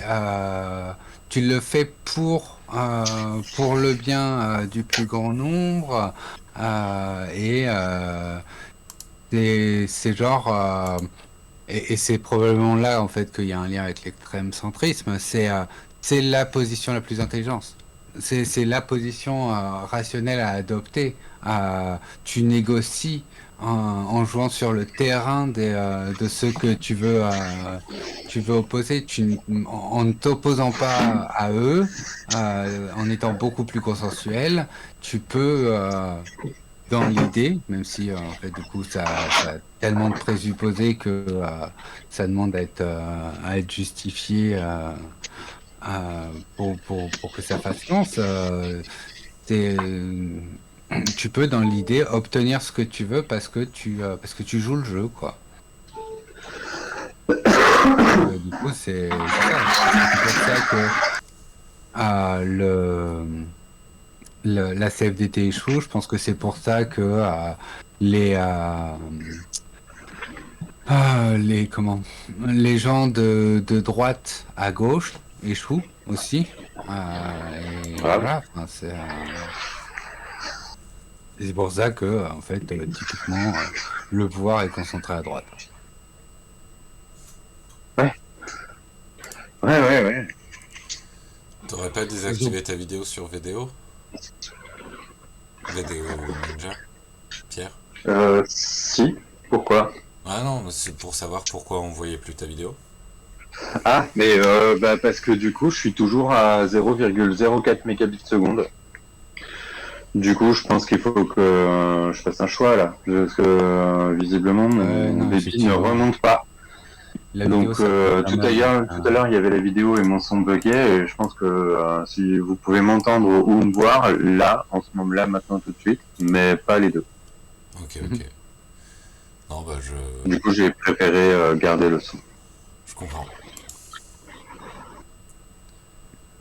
C'était juste pour savoir, j'ai mis l'écran différemment du coup, mais bref. Ah ouais, non, mais t'as bien fait. Je veux dire, moi, je vais devoir me préparer pour partir. Yep. Donc, je sais pas si on arrête là ou si vous avez encore 2-3 trucs à dire. Bah, est-ce que... le stream, ouais, on peut le stream, ouais. Ouais, et ben, salut tout le monde. Salut tout le monde. Ciao. Ciao.